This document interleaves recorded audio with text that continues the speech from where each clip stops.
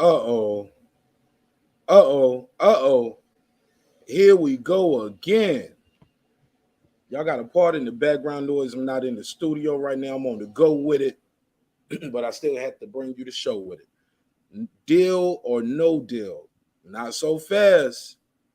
This fight is off. Frank Martin says the deal is off. Feels underpaid, undervalued. Our guys ducking Shakur. Is Frank Martin now added to the list of guys who do not want this Shakur Stevenson fight? This fight is for a world title, ladies and gentlemen. Let's not forget that. This is for a world title fight. And another guy has told Shakur Stevenson, nah, I'm all right. All right, let's talk about it on this episode. It's your man, Marq Nash. Let's get it. This is my passion. This is what I love to do. But some days, sometimes, I'm just like you, man. I hate this job. Damn, I hate this job. Damn, I hate this job. Damn, I hate my job. Damn, I hate this job. I'm just like you. Damn, I hate this job. Man, I hate this job. Man, I hate my job. From a good dream I awake, sun rays on my face, planning out my day, hoping this ain't the one that I catch a case. I feel so good, I feel so straight. My manager keep calling me saying, hurry up, you late. Hurry up, you lay off. Y'all, man, I hate this job. Man, I hate this job. Been trying to play it cool, but it's hard to play it off. I've been hanging on to this bullshit, cause my car still ain't paid off. I know I'm on my way up. My boy just got laid off, so y'all, man, I hate this job. Man, I hate this job. These hoes here so ratchet. These niggas here so sneaky. Y'all don't even really pay enough for y'all to only pay bi-weekly. I'm trying to double up my cash. Take this job, shove it up your ass. Yo, man, I hate this job. Sometimes I wanna say, walk in and slap my boss. This shit is getting hard. Damn, I hate this job. Gotta make it out of this struggle, bruh. And I don't really mean to take it out on you. You just a customer, but damn, I hate this job. Damn, I hate my job. Damn, I hate this job. Damn, I hate my job. Damn, I hate this job. Damn, I hate this job. Damn, I hate my job. Damn, I hate this job. We're the reason why your stockholders always stay afloat. Yet I'm asking, are they hiring? Like everywhere I go, schedule will say 9, but I think it's fine if I clock in at 9:04. I work 40 hours a week plus overtime just to be bro. So y'all, man, I hate this job. Hate that I applied. So much has transpired since the day that I was high. Told me I could advance, but you were telling me lies. Gotta give your notice before I quit, but you don't say shit right before I'm fired. Damn, man, I hate this job. Sometimes I wanna say, walk in and slap my boss. This shit is getting hard. Damn, I hate this job. Gotta make it out of this struggle, bruh. And I don't really mean to take it out on you. You just a customer, but damn, I hate this job. Damn, I hate my job. Damn, I hate this job. Damn, I hate my job. Damn, I hate this job. Damn, I hate this job. Damn, I hate my job. Damn, I hate this job. You and your procedures, you and your protocol, you and your policies, none of that shit don't apply to me. You and your quotas, you and your standards, you and your 2 sick days a year. Y'all niggas bananas. Wonder why the postman's posted with hammers, going postal with Popo on camera. His wage got him enraged, stressed out, it's hard to maintain. He flips the middle, grabs his. He said, if you don't get the picture, I quit. You ain't shit, mother. Man, I hate this job. Sometimes I wanna say, walk in and slap my boss. This shit is getting hard. Damn, I hate this job. Gotta make it out of this struggle, bruh. And I don't really mean to take it out on you. You just a customer, but damn, I hate this job. Damn, I hate my job. Damn, I hate this job. Damn, I hate my job. Damn, I hate this job. Damn, I hate this job. Damn, I hate my job. Damn, I hate this job. Look, man, I hate this job. I put my pants on one leg at a time, just like you. I'm out here trying to take care of my family. Damn, I hate this job. It's not always glamorous, for real, but I do what I gotta do for me and mine, you know? Damn, I hate this job. Damn, I hate my job. Damn, I hate this job. Damn, I hate my job. Damn, I hate this job. Damn, I hate this job. Damn, I hate my job. Damn, I hate this job.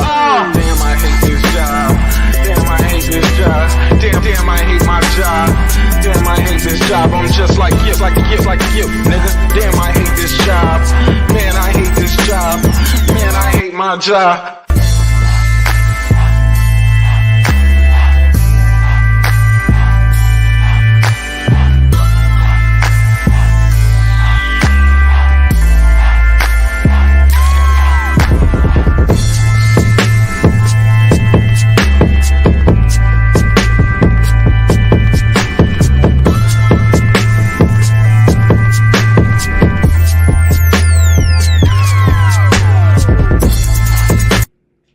The views and opinions expressed in this program are those of the speakers, commentators, experts, and or the host.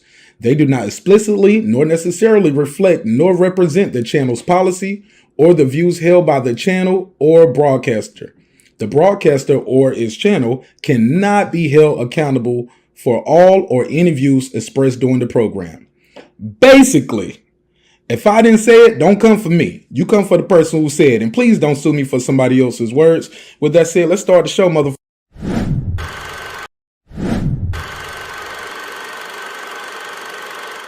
This that squad sound.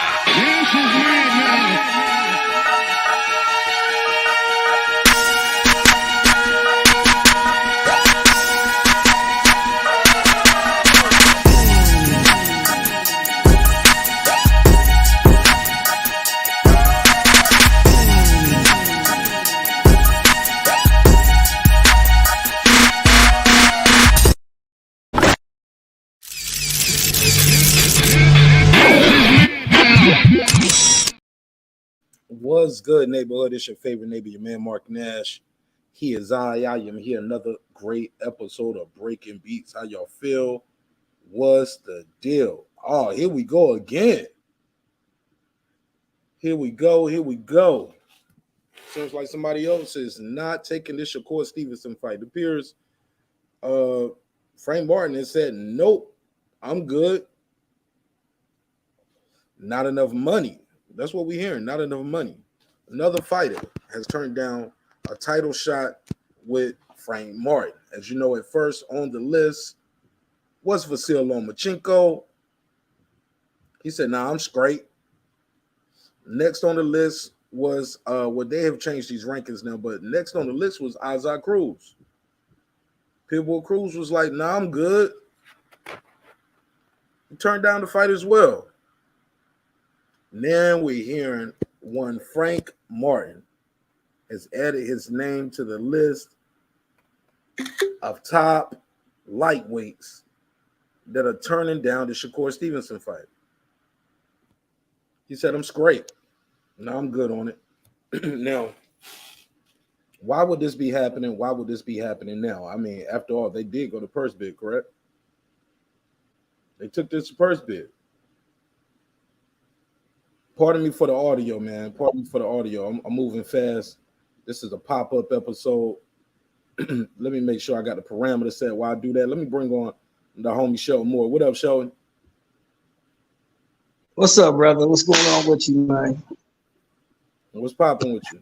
I'm like watching football, man, relaxing. Just heard the news about the fight. Surprising, but not shocking. You know, considering the climate we live in and the way these guys move, you know. Elaborate. What do you mean? These guys are not into being the best. You know, it's a title shot, it's an opportunity. No, they don't care about that. They feel they're worth a certain amount of money, and if they're not getting what they feel they're worth, it's not worth it to them. You know, the days of fighting for the competition and being the best, and I want to prove something, those days are over, bro. It's all about what can I get? And how much can I get?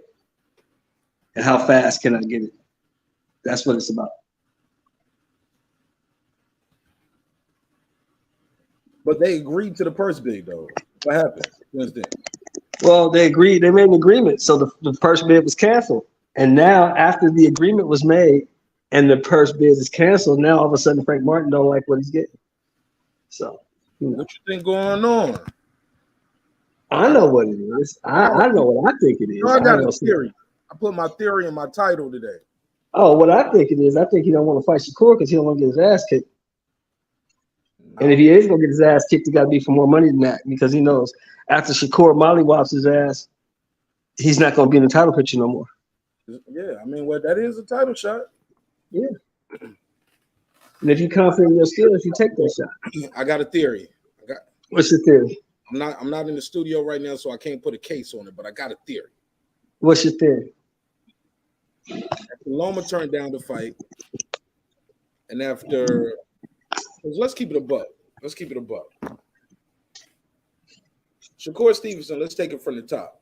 Isn't no easy fight For nobody. For nobody.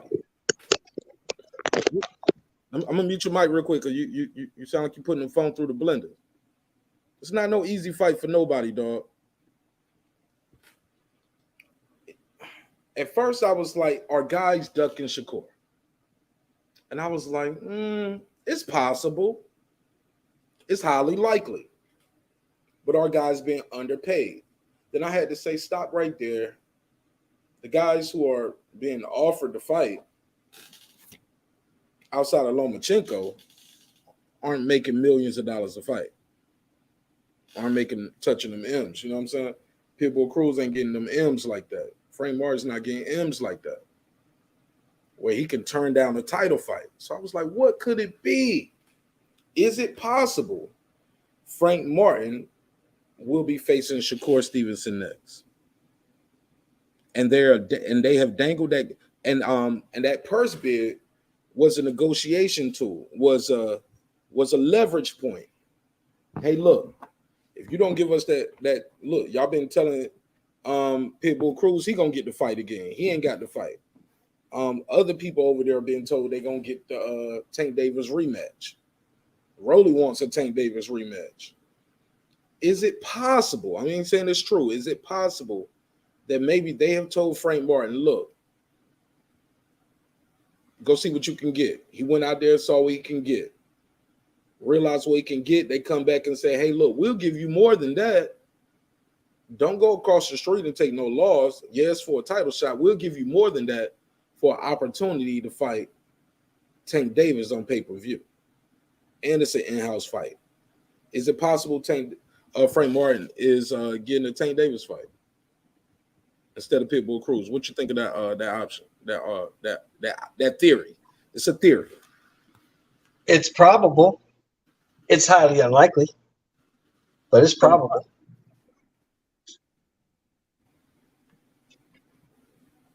Tell me why is it? Tell me why it's highly unlikely. Because what? Let me okay. To you. I'm gonna tell you what. Unlikely that they are doing an in-house fight with Frank Martin. Why is that unlikely? Because when have you ever seen Tank? Look at his history. Who has he fought in the past 3-4 years that A was close to his level, or B had a chance on beating him?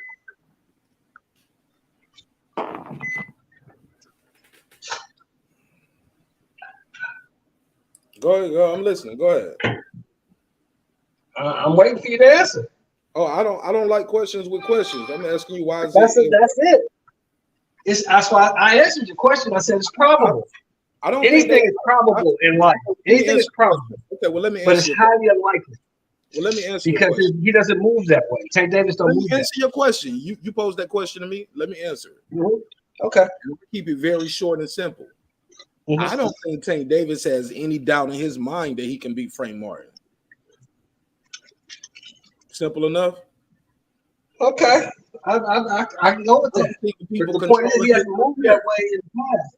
He hasn't moved that way in the past, so why would he start moving that way now? No. You just changed it. The first thing you said. No, I didn't change it. Said somebody that can beat him. I don't think nobody over there thinks Frank Martin can beat him, especially after his last outing. I don't think they look at Frank Martin as a threat. Well, I think he's better. Frank Martin is probably better than anybody Tank has fought in the last 4 years. I'll say that. No. All right. Well, who's better than Frank Martin? Who? Go ahead, KP. Barrios is better. Barrios is definitely better. Who's the last guy he fought? Who did Tank just fight? Ryan Garcia. Ryan. Shit, Ryan's probably better than Frank. No, you're not. I mean, we don't know what Frank is. Coach Sheldon, we don't know what Frank is. They keeping him under wraps. We know what Ryan is. We know he's garbage. Yeah, Frank ain't that much better than garbage. They know it. Coach, you know they knew it. That's why they pulled him out to fight. They might, I mean. That he was about to get stepped on, bruh. Me and Mark talked about it. Mark was telling me he was going to go to a decision. I thought he was going to get stopped. Shakur was about to mollywop this dude. We knew that. He was about to stop him, bro. But shit, man. Hold on, Sheldon. Let me ask KP the same question I asked you to open it up the show. Because this is the topic of the conversation. Is he ducking Shakur, or is he waiting for the Tank Davis fight? Was he promised the Tank Davis fight? What you think of that?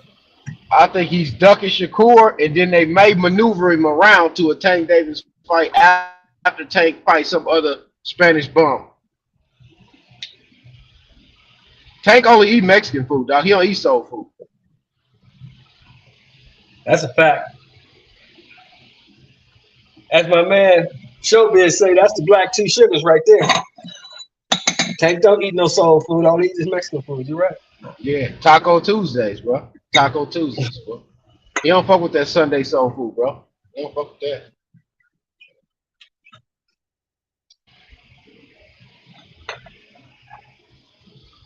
Only fighter I think that they think that could possibly beat Tank is probably Shakur. And that's why they're not about to put Frank Martin in there with him.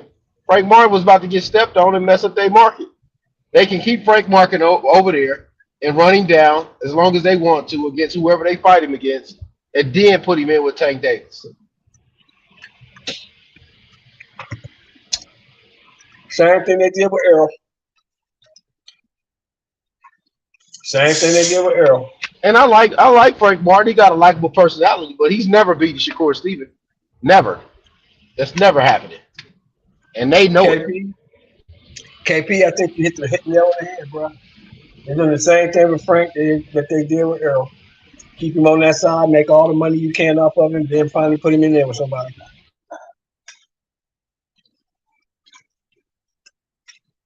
Yeah, I want to see if somebody gonna have smoke for Frank Martin ducking this fight.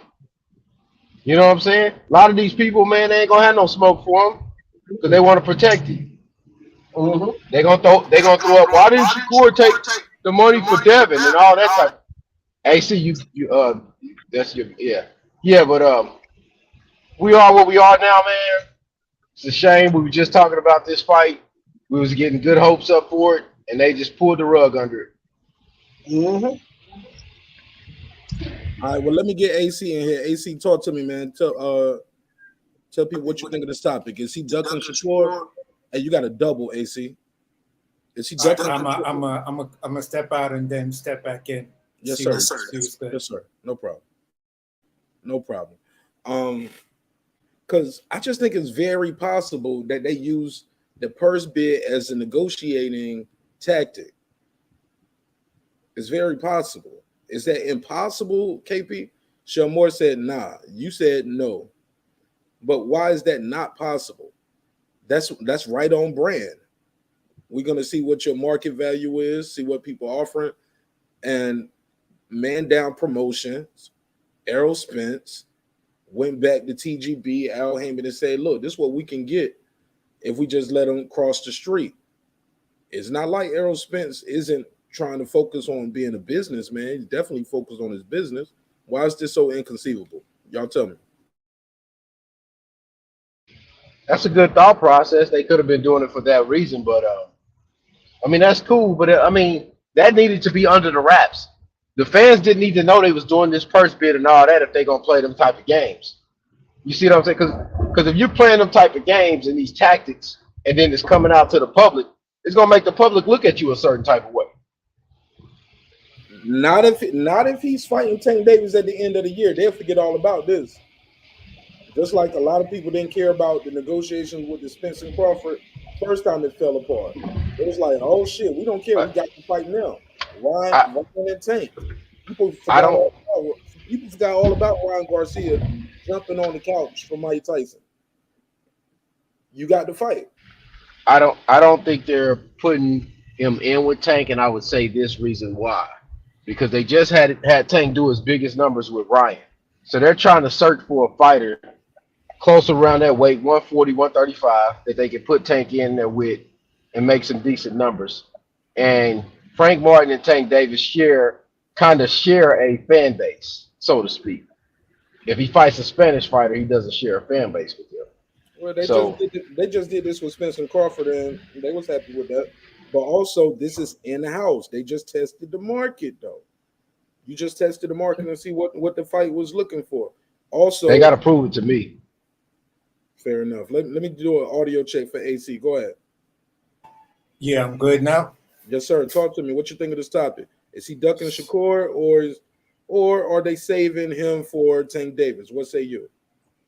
I think it's more ducking Shakur because I don't think anybody on this panel really believes that Frank Martin has a chance with Tank Davis. I get that, that there was this sparring thing that happened between them or whatever. People saying Frank Martin or whatever is rocked Tank Davis or whatever.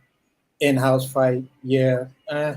But for me, I'm more concerned with Shakur. I think Shakur should actually break out of 135 and go up to 140 because I think if he goes up to 140 and calls out like a Gary Anton Russell or some shit like that, that propels him, and gives him a lot of leverage if he stops Russell with going getting a title shot within 2 or 3 fights. AC, I just think he's. I feel you, but that's not even the with all due respect, that's not even the point of the conversation. What we think they should do. We can have an idea of what we think is about to happen. But my question for you right now is, what do you think is going on with this move right here? Because I got a whole bunch of plans for Tank Davis' career. Got a whole bunch of plans for. No, I'm not talking about Tank. I was talking about Shakur I'm just. going up to I was one. speaking in Going to general. I was 140. speaking in general. Oh, Like he's right. at 35. He's in position for a title shot. He's gonna fight somebody for this title, bro. You know what I'm saying? He's not just gonna say, "Well, Loma ducked me, Frank ducked me, Pitbull Cruz ducked me, so fucking I'm gonna skip 135." Getting no. He wants to be a 3-division champion, 4-division champion, 5. Like he has big dreams and hopes. He's not just gonna say Okay. he's in position right now. But I missed the question because I So was the trying to come back in. Go ahead. is Frank Martin ducking Shakur, or is Frank Martin? Do you believe Frank Martin has a Tank Davis fight on the horizon? Because he's not about to. Because look, he's on his third opponent, bro. He's not gonna just say fuck it and go up to 140 and skip this title. No, he's gonna fight somebody. And for I'm gonna say this. Like I said in the beginning, I think it's more Frank Martin taking a duck route. At the end of the day, like I said, I just don't believe Frank Martin has the tools, regardless of whatever that sparring thing was, to beat Tank Davis. And I'm no Tank Davis fan by a long shot. So I'm gonna just keep it like that. If that answers the question, I think it's a duck. okay, so you don't think he's gonna fight Tank Davis next? I would have to see. Because Well, once you see, we know. Hey, look, once you see, we all know the truth. I'm asking, what do you believe right now before it happens? Like, I don't. That's what's happening. Do you think that's what's happening? No, I don't think so. I don't think so because Tank just doesn't have that history. And if I have to go by history to make a sensible comment of what I think, then I'm just gonna say no. I don't believe that at all. I don't believe that there's a Tank Martin and Javante fight coming up, regardless of Errol saying that's what he wanted a minute ago and them both being in camp. I just don't see it. Okay. I just don't see it. Fair enough. Go ahead, show more. I see you ready. Yeah, I don't believe it either. I don't see that that guy's gonna fight anybody other than Suarez or Sanchez. Who? Suarez or Sanchez. He said That it. boy. Suarez, Sanchez, Ramirez, Gutierrez. Garcia, That's who he fighting. You know, AC, who the hell is Suarez, AC? if the last name don't end I with have Suarez, no or idea. Sanchez, or Ramirez, or Gomez, he's not fighting, bro.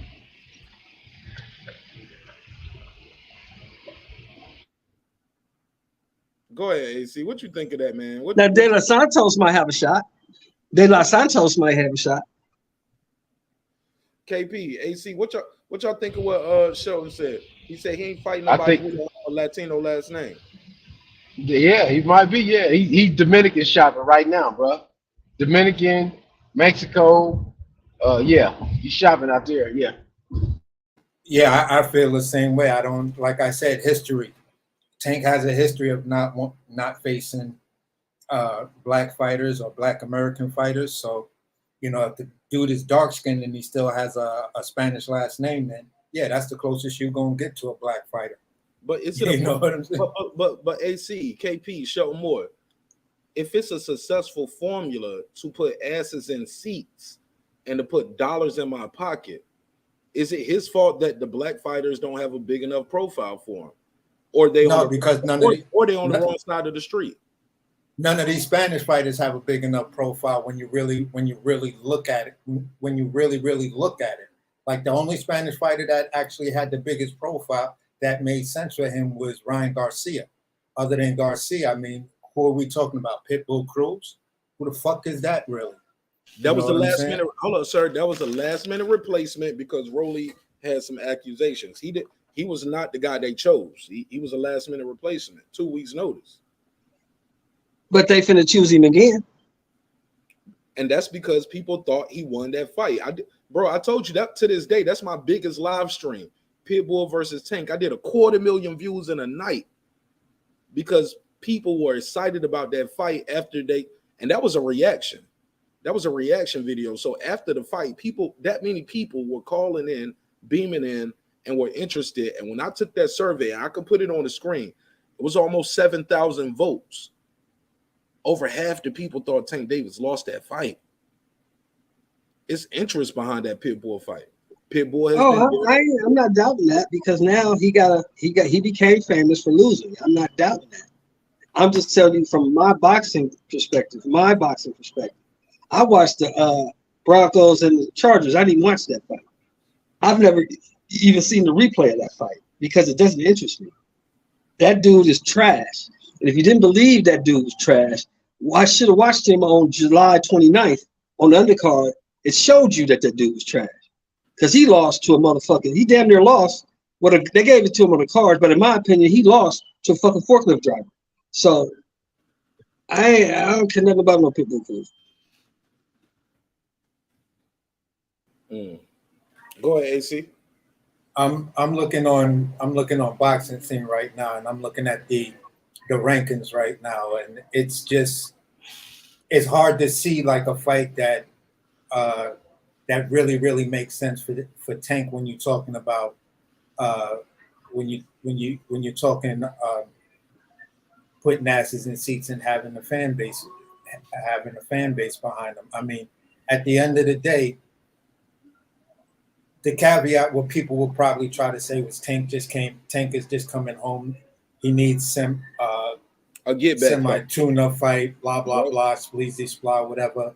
You feel what I'm saying? He shouldn't go in there and try to do anything. But while he was in there, his team did the coin flip to fight Shakur. We haven't heard shit from that, but we know that was cap. So it's looking at it. I mean, who you got? Zepeda, you got De Los Santos. I mean, I don't know. I don't know where Tank goes to try to get something rival to what he did with Garcia. As far as Pitbull Cruz go, I mean, his last outing against the guy who backed up with his head straight up in the air and everything, A lot of people said he looked trash in that fight. I Right. felt that way. I'm like, yo, bro, stay the fuck away from Tank in the next one, because if that man healthy, you getting put out of there early. If he ain't fuck his hand up, you getting put out of that motherfucker early. And at the end of the day, everybody's gonna know that. So what credit you really gonna walk away with? You feel what I'm saying? So it's just hard. He's not trying to see Loma. I don't know.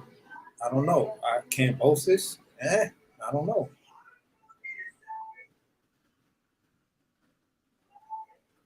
That's basically it for me. I'm looking at it like, who does he choose? Let me see if I can open the phone lines up. Go ahead, KP, show more. Y'all give me your take on what he said. I'm gonna put the rankings up on the screen. He's right on point. I mean, he's right on point. The only thing I can see Tank doing now, if he want to make some money or make some buzz, Subriel Matias got an easy touch coming up on November 4th. After he knocks this dude out, go up and fight Subriel. Not gonna happen. Not gonna happen. Yeah, he ain't gonna fight that dude.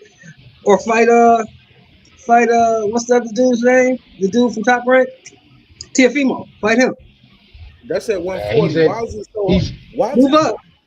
You're not getting no shot at 135. You don't want He to fight fought nobody. Barrios. He fought Barrios at 140. Why Yeah. not put Frank Martin at 135? Hold up, Frank Martin just. Why we ain't pushing for that fight? That's all I'm saying. We Why don't we give a fuck about that. I'm not pushing for Frank Martin to have no fights because he just ran out the back door on the fight. Yeah, I'm not fucking with Frank Martin. You duck Shakur, man. I'm cool shit! on Hold up, KP. I ain't heard that since Terrence Crawford. He ran out the. You ain't heard what? Somebody say the term ran out the back door. Yeah, he ran out the back door. He did. This dude had an agreement. They had an agreement, and they was about. Go ahead. Let me set the table. Set the table, bro. So are the fans of Errol Spence Jr., who went on that tirade for over a year, well, not over a year, about a year, almost a year, saying Terrence Crawford ran out the negotiations,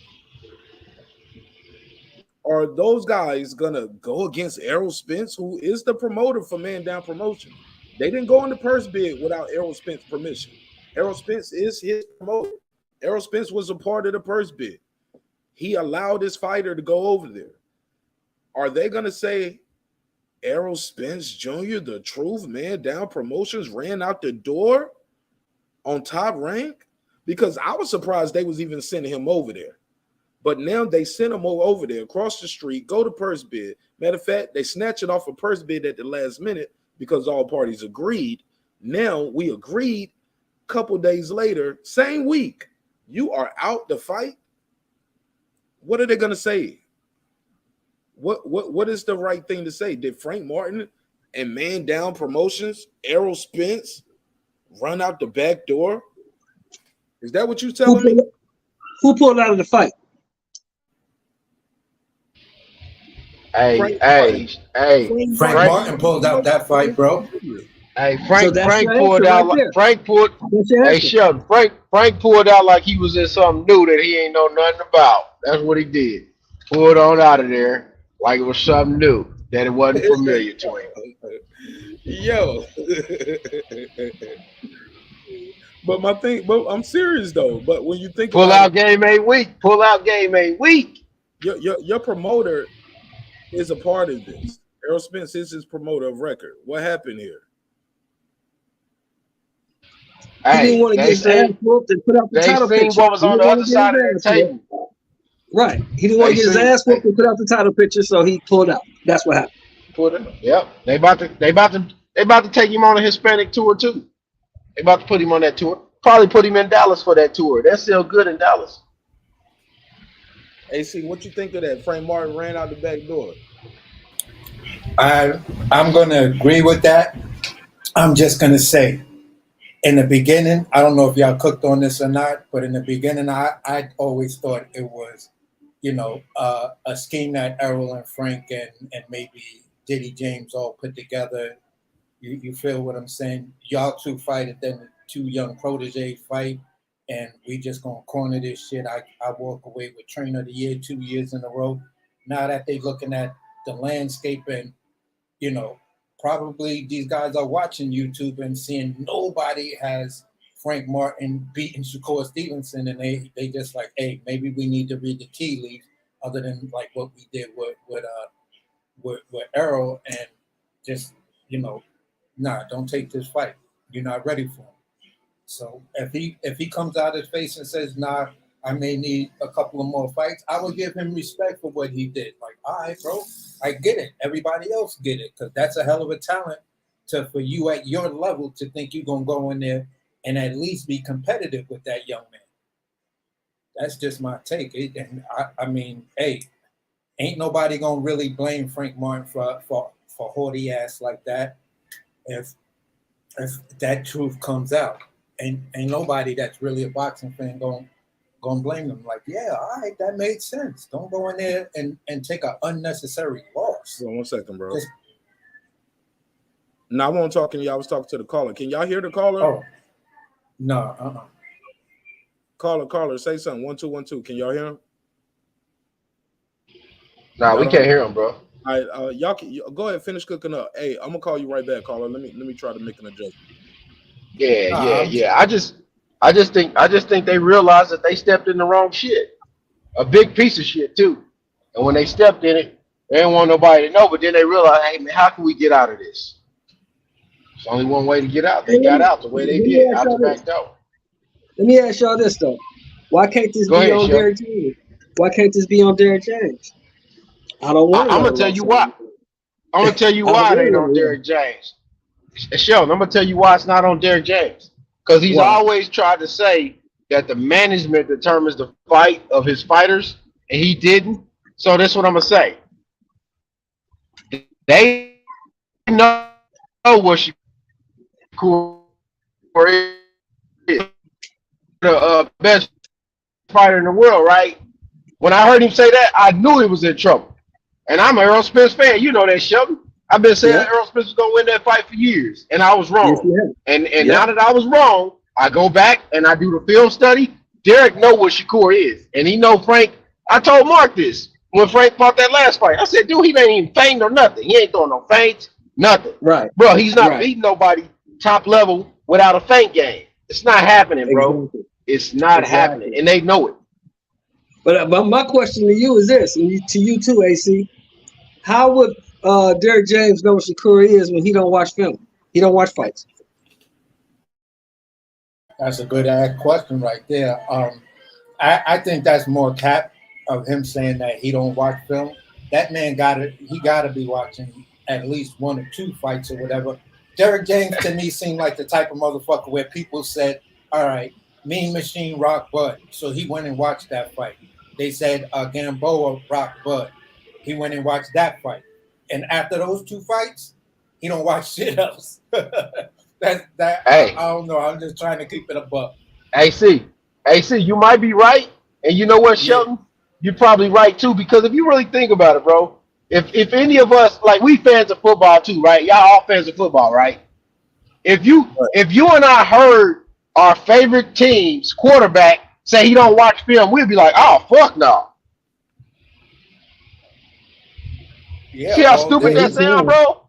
See how stupid that sound for a combat sport? Look, bro, and speaking of football, that's Johnny Manziel, right, Sheldon? Ain't that Johnny Manziel? Why you think the Cardinals put in motherfucking Murray's contract? You have to watch at least 40 hours of film per week. Don't worry about it. He ain't gonna have no contract after that last one he just signed. Well, he's still hurt. He ain't gonna play till like the 5th game of the season. like I said, Sheldon, that's his last contract. Yes, sir. But yeah, man, that dude. I just don't think that dude wants another loss. I mean, he just got mollywopped by Terrence. And you send Frank in there, he get mollywopped. You got a rematch coming up. You know, just for sake of argument, Errol gets mollywopped again. All that training of the year and Hall of Fame shit is going out the window. Sheldon, throw this one in there for the sake of argument too. Remember, Joshua was supposed to fight Wilder, but now they talking different too. Oh yeah, that fight dead. They say that fight dead, bro. So y'all think Derek James has that much pull where he's the matchmaker? I don't think Derek doing it, Mark. He's a trainer. The trainer has a say in who his fighter fights and who his fighter don't fight. What Hey, Hall of Shell. Fame trainer? They say he's a Hall of Fame trainer. So what Hall of Fame trainer can you remember that didn't have no input on who his fighter fought and who he didn't fight? I ain't heard nobody say he a Hall of Fame trainer yet. I ain't heard it either, Shell. Shit, they say that man's a future Hall of Famer. He's a two-time trainer of the year. Shell, They say man, all will you that good stop, shit. man? No more. With Oh, all, That's what they OG. say. hold on, OG, stop. hold up. I'm talking about people in the business of boxing, not no YouTube. I'm talking about people in the business of boxing that's saying that. YouTube daddies. He's a great trainer. He's a Hall of Fame trainer. Yeah, that's what they saying. Mark heard said it. it's you. I laughed Mark at said it. it's YouTube daddies. Great that said trainer. that. No. I've heard motherfucking Buddy McGirt say it. I've heard other trainers say it. Now, I laughed at it, but I heard him say it. Wait, Sheldon, can you be honest? And can we be honest on this panel? Most of us Yeah. know that some of these trainers really don't know shit about boxing themselves. Not. I'm not saying Buddy McGirt don't, because he does. He's very skilled. When he was a fighter, he was decent. You know what I'm saying? Buddy McGirt was a decent fighter. A lot of people don't know that, Two-time world but he was a champion, pretty yeah. decent fighter. Yeah. And Two-time world but champion. most of these, most of these dudes don't know nothing about teaching the guy to feint, probe, none of that. And I would just say this. Man. Derek James leaves a lot to be desired that he need to add to his guys. And I mean, he's a good trainer, but once he adds certain things to them, it'll change their whole game. I think personally he's a product of Earl Spence. Because I've never been too impressed with Frank. I mean, he had a good showing against Michelle Rivera, but I didn't think shit about him anyway. I was like, he's the number one contender, but who the fuck is he fought? You know, you got two contenders. Yeah, that's the little dude they said that looked like Ali, right? Yeah. I mean, I wasn't impressed with that guy either. So, you know, I mean, you know, like I always say, bro, a trainer is only as good as the material he has to work with. You know what I'm saying? So he had a great fighter in Errol Spence. Yeah, he had a good fighter in Errol Spence. Errol Spence made him famous. You know what I'm saying? Jamel Charlo came to him as a champion. He was a champion when he came over there. So Ronnie Shields really built him. You know what I'm saying? Yeah. AJ is a two-time unified champion when he got there. Ryan Garcia wasn't shit when he got there. Ain't shit now. Frank really's the only one, and Frank came from somebody else. So all this Hall of Fame trainer shit and two-time trainer of the year, I'm with Tarver on it. Trainer of the year, my ass. I'm gonna say this. Jamel is probably the best boxer that Derek James has in his stable, as far as just boxing skills. At the end of the day, I'm with Sheldon on you're as good as the person that you know that you're working with, and if that relationship is there. Now, my issue with Derek James, and even if he is working with Frank Martin, is he could be telling the promoter on the low, telling PBC, nah, he ain't ready for this fight. We don't wanna go in there and lose another whatever. No, Y'all don't hear him neither. Okay. Yeah, my bad. Nah, we don't hear it, bro. We don't hear it. Yeah, my bad. And basically he's you know, like a lot of jobs, you always got that one motherfucker that's the dry snitch for the boss. So that could be Derek James' role in the PBC, is to, you know, filter out at this point who can make it, who can't make it. And he's probably saying to himself, where you get that from? You just made that up though, right? That's just something you put together in your mind, right? Yeah, it's just my personal opinion. But I'm not saying that this is a fact. But based off what evidence? Based on the fact that it, you know, sometimes when you look at a situation, like everything's said and done, everybody agrees to the terms. There's when you look at the whole reports and then a contract is sent to your guy and then you don't sign it. It's like what's being reported out here. It's one of two things. Either you got something bigger lined up or you ducking. And for me, why can't be why can't be the latter though, sir? why it can't be you have something bigger lined up. A fight against Tank Davis, because keep in mind, they didn't let Frank Martin headline for nothing. They building them up. Frank Martin headlined Frank Martin has headlined 2 events back to back. One fight, he beat a guy that was like, we don't know if you're gonna beat this guy or not, but fuck it, put him in there with Shell Rivera. He beat the shit out of him, won the fight. Then we found out that guy was juicing. Give you another fight, a silver medalist, undefeated.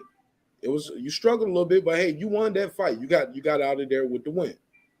And then you got to fight with Shakur Stevenson on the rise. But we just built you up.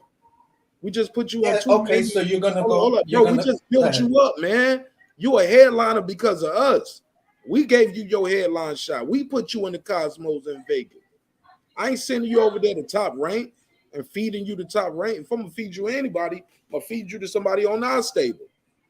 Yeah, but they have lesser fighters that may be on Top Rank that you can still use to build them up one or Top 2 Rank fights, he and then signed the Top Rank. I mean not Top Rank. I mean PBC, and then he already, bro. He main event 2 times. He struggled a little bit. But let me ask you something, Mark. But at the end, I hear what you say. I hear what you're saying, Mark. But you didn't hear me because I ain't put the cherry on top.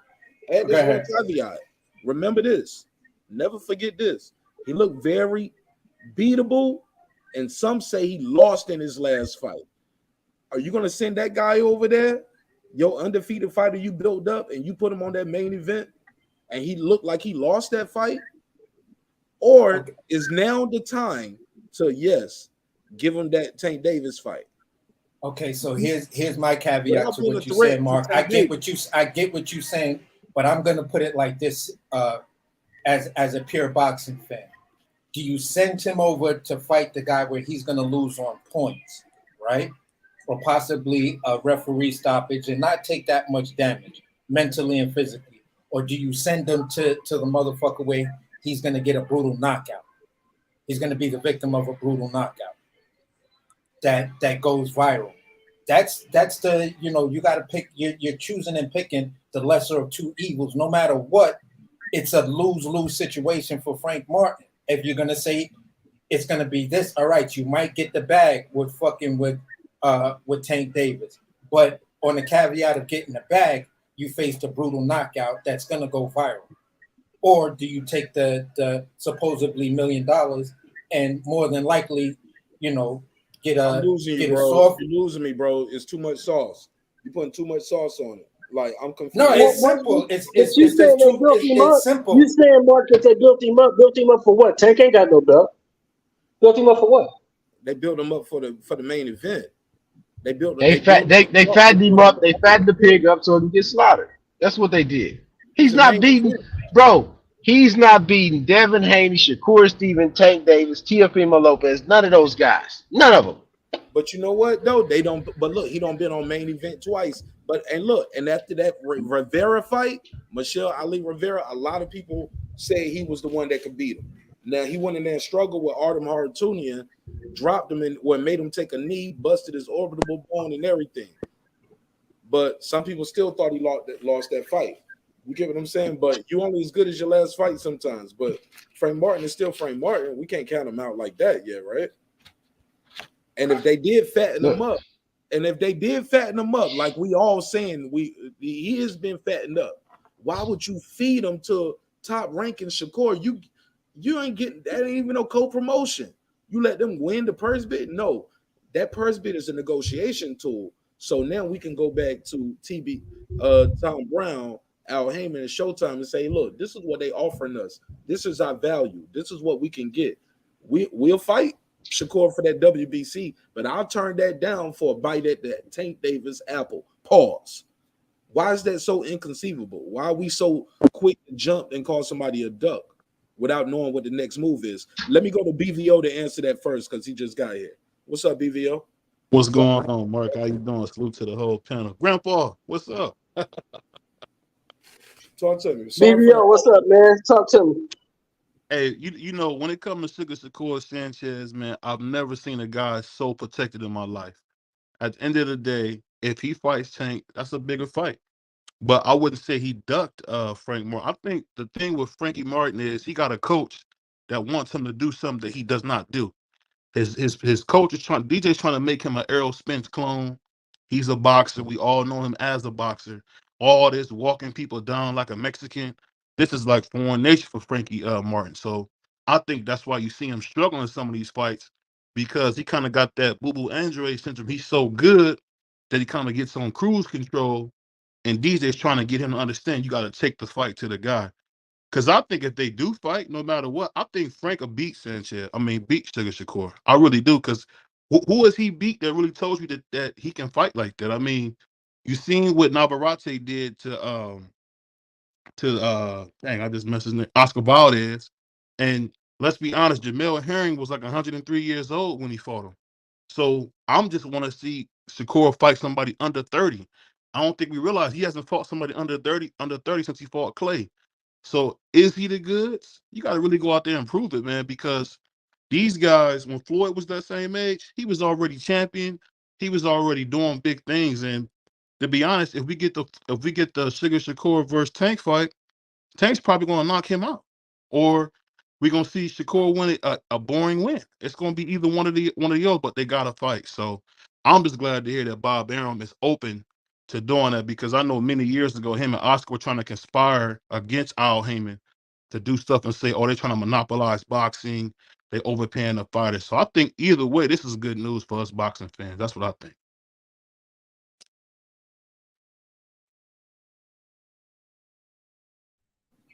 I would agree with you, except for one thing. One thing kills it for me.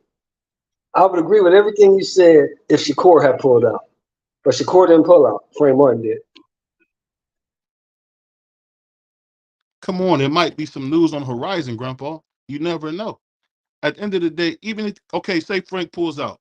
Let's think of this. Is he really a contender yet? I mean, I think he's 28 years old, but he's still, well, some people say he still got some work to do. So if he doesn't fighting right now, He's a there's always contender, bro. He just won the first bid for a title. He's a contender. He's not a prospect no more. okay. He's the main event at the fucking Cosmo in Las Vegas. Okay. He's the main event on Showtime on TV. He literally just got in contingency for a title shot and won the first bid and said, "Nah, I'm good." Yeah, on something like that. If you say that, But I not mean, him. Let's keep it fair. Not him. His team. Who's in charge Well, of his moves? I agree with Mark. Spence Jr. I agree with Mark. The fact that you a contender because you did headline, but you pulling out of this fight. So Mark and BBO got way more confidence in Frank than Frank and his team do. No. Marq Nash is of the belief that all of y'all are going. Man, let me watch my mouth because sometimes I get up here, I be talking greasy to niggas, and then they get mad at me later. They all laugh and joke with me while I'm up here talking greasy. Then they be like, I'm disrespectful when I'm like, damn, man, we just talking shit. Look, Man, talk your talk, man. fuck it. Let me just say how I mean it then. And if I step on anybody's toes, curl them up next time. Fuck it. I'm of the belief that all of y'all, and this is the cleanup version. I wanted to say something more graphic than this. All of y'all gonna be looking goofy. See, that's nice, goofy. Is that nice enough? Is that PG enough? Yeah, I mean, get chippy, man. Man, don't talk nice, from big Brooklyn, talk, man. big talk. I'm from Brooklyn, man. Get chippy. People, Will you just say that? Bro, talk, bro. Peep game. Motherfuckers gonna fuck around and make this Frank Martin versus Tank Davis fight, and people gonna hype it up. Everybody gonna do panels about it. We're gonna be on panels making predictions. We're gonna have bets. People gonna fly out to the fight. Some people gonna buy it on pay-per-view. But just days ago, y'all was calling Frank Martin a duck because he didn't do what you wanted him to do, what you thought was best for his career at that time. Maybe they got a plan for Frank Martin. Maybe that plan is what the PBC plan has always been. We fighting in-house fights. We didn't sign all these fighters to send them over the top rank after we don't put them on main events. We're not doing that. We're not in the business of keeping other people rich. We want to get rich.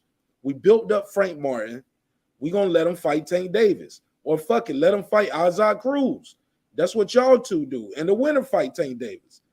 You know what I'm saying? That makes a hell of a lot of sense right there. I would rather that's the business plan. That makes sense right there. I'm just saying it's possible. But in the meantime, that's all I'm saying. It's possible, AC. But in the meantime, it's so easy for fans to get on and content creators to get on the internet and call people a dog or worse, a bitch, pussy. They talk crazy about these fighters. But none of y'all know the contract. None of y'all know what's next for him, what was offered to him if he says no to this. What did he get for saying no to this? It can't just be all this ridicule and he just going down as a duck. He's not scared of this dude. Y'all think he's scared of this man? I would love to. Embarrassment. Y'all think Derrick James is that much in charge of his fucking career? Not Errol Spence, the promoter, not TGB and Showtime and Al Heyman, who going if they was the ones to put up the money or who has been putting up the money for you, the sponsors, the advertisers. You think Frank Martin can just say fuck it and I do what I want to do? Y'all think Derrick James does that? Come on, man. Let's be real here, gentlemen. Frank Martin makes those kind of decisions in his career, and he's not the biggest draw in it out there. Let's just keep it a buck. See, this is the thing that people don't understand. People expect somebody like Frank Martin to have nuts like Ryan Garcia or Teofimo Lopez and just fight anybody.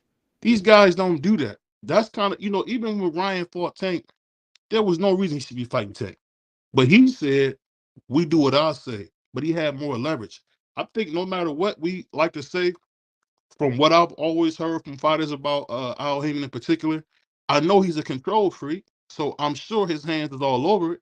And I'm kind of learning that you might not be able to call some guys ducks unless you're talking about somebody like a coward like Tyson Fury who can make the fight tomorrow. I don't want to go too far off track, but go ahead. No, what I'm saying is let's at least stay within two divisions right here. Okay, basically what I'm saying, you could tell who don't want fights.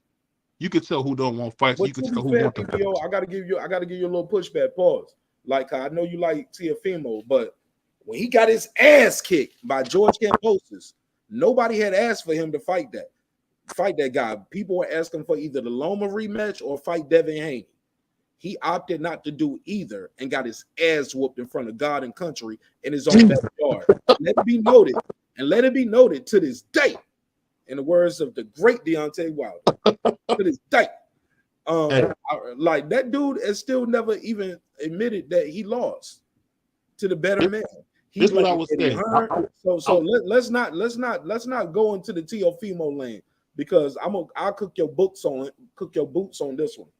This is what I would say. This is what I would say. Titles to somebody that people won't even ask him to fight, and then nobody was asking him to fight Ciampa. Nobody was asking for him to fight Sandor Martin.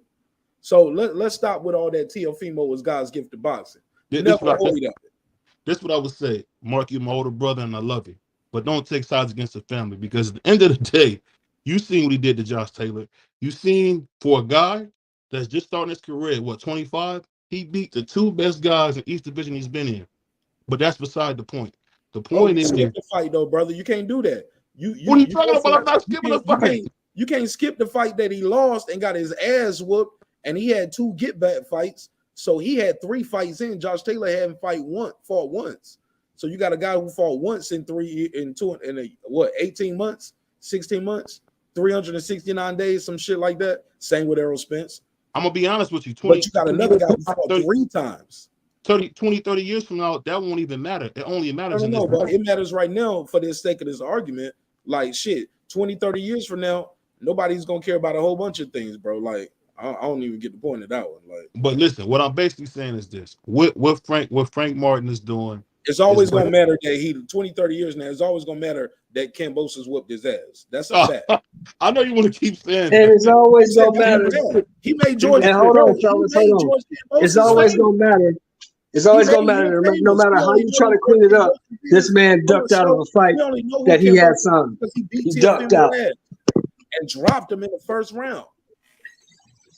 This what I was. This what I That's say. how we know. That's how we know George Kambosos. Nobody remember him from the Shelby fight or fighting Mickey Bay. They know him from dropping Teofimo ass in the first round and going on to outpoint him and becoming the pseudo undisputed champion. And he did it He in whooped his Teofimo. ass. That's what we know George Kambosos. You know what I would say, and I don't want to make this a whole conversation about Teofimo Lopez. What I happens to just him is want your boots real But quick. you are.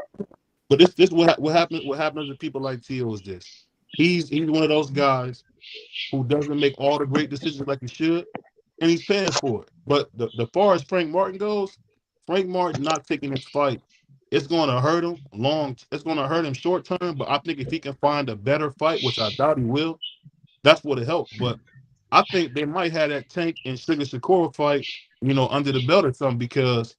They're really, I don't see where else Frank could go. I mean, I don't want to see him fight Esau Cruz. Esau Cruz is a terrible fighter. I would hate to see that fight. I mean, who you gonna fight, Jermaine? I gotta give you pushback. I think Frank Martin and Esau Cruz might be a better fight than a lot of Esau motherfuckers think. Cruz is garbage. Have you seen this guy Yo, fight? yes, I seen his last fight. I'm not an Esau Cruz fan, but at the end I of never the seen day, a dude Frank get. Martin just started growing on me the way he pressed Keyshawn. You feel what I'm saying? So basically, because Keyshawn would have dog walked Frank Martin too. So I ain't about to go with that. see, No, that's the thing I'm about with you boxing. 100% on that. I'm Team Keyshawn if it came down to all three. If it was a tournament between fucking Frank Martin, Esau Cruz, and Keyshawn Davis, I'm 100%. You know what I'm saying, Keyshawn, because I think he just got the good from the eye test right now with his little bit of fights. You He'll feel what get I'm beat to saying? And it death, don't man. seem. He get in there with somebody real, he'll get beat to death. What are you talking about? Keyshawn is very well Okay. matched. These guys, you see, this is what happens with top ranked fighters. They get matched so well, you think they can fight. At the end of the day, that's the thing I'm really wondering with Shakur is, do you have what it takes to be great? He I think so. does. Fights. And Okay, so and Frank Martin wait a just minute, hold proved it to on. you. Frank Hold Martin on, pulled wait a out. minute, He wait a minute, proved it to you. wait a minute, wait a minute, Wait, hold wait a on, minute. Sheldon. My Hold on, man Sheldon. just Let me say said, this, and I'm gonna let you in, Sheldon. Hold on, let me let you in. This is what I'm gonna say, man. Frank Martin just proved it to you. He was in the room with the big booty girl, the titties and everything, and he said, "Nah, I don't want the pussy." now, you just said, I BBO, want to clear up that on this is that what one. happens. I love you, This man. You just said, BBO, this is what happens with top ranked fighters, right? They all get matched up perfectly. Ain't that what you just said? Well, if you're gonna bring up Bud, that's a different story. No, I'm not bringing up Bud. I'm gonna bring up Floyd Mayweather. He's a top ranked fighter.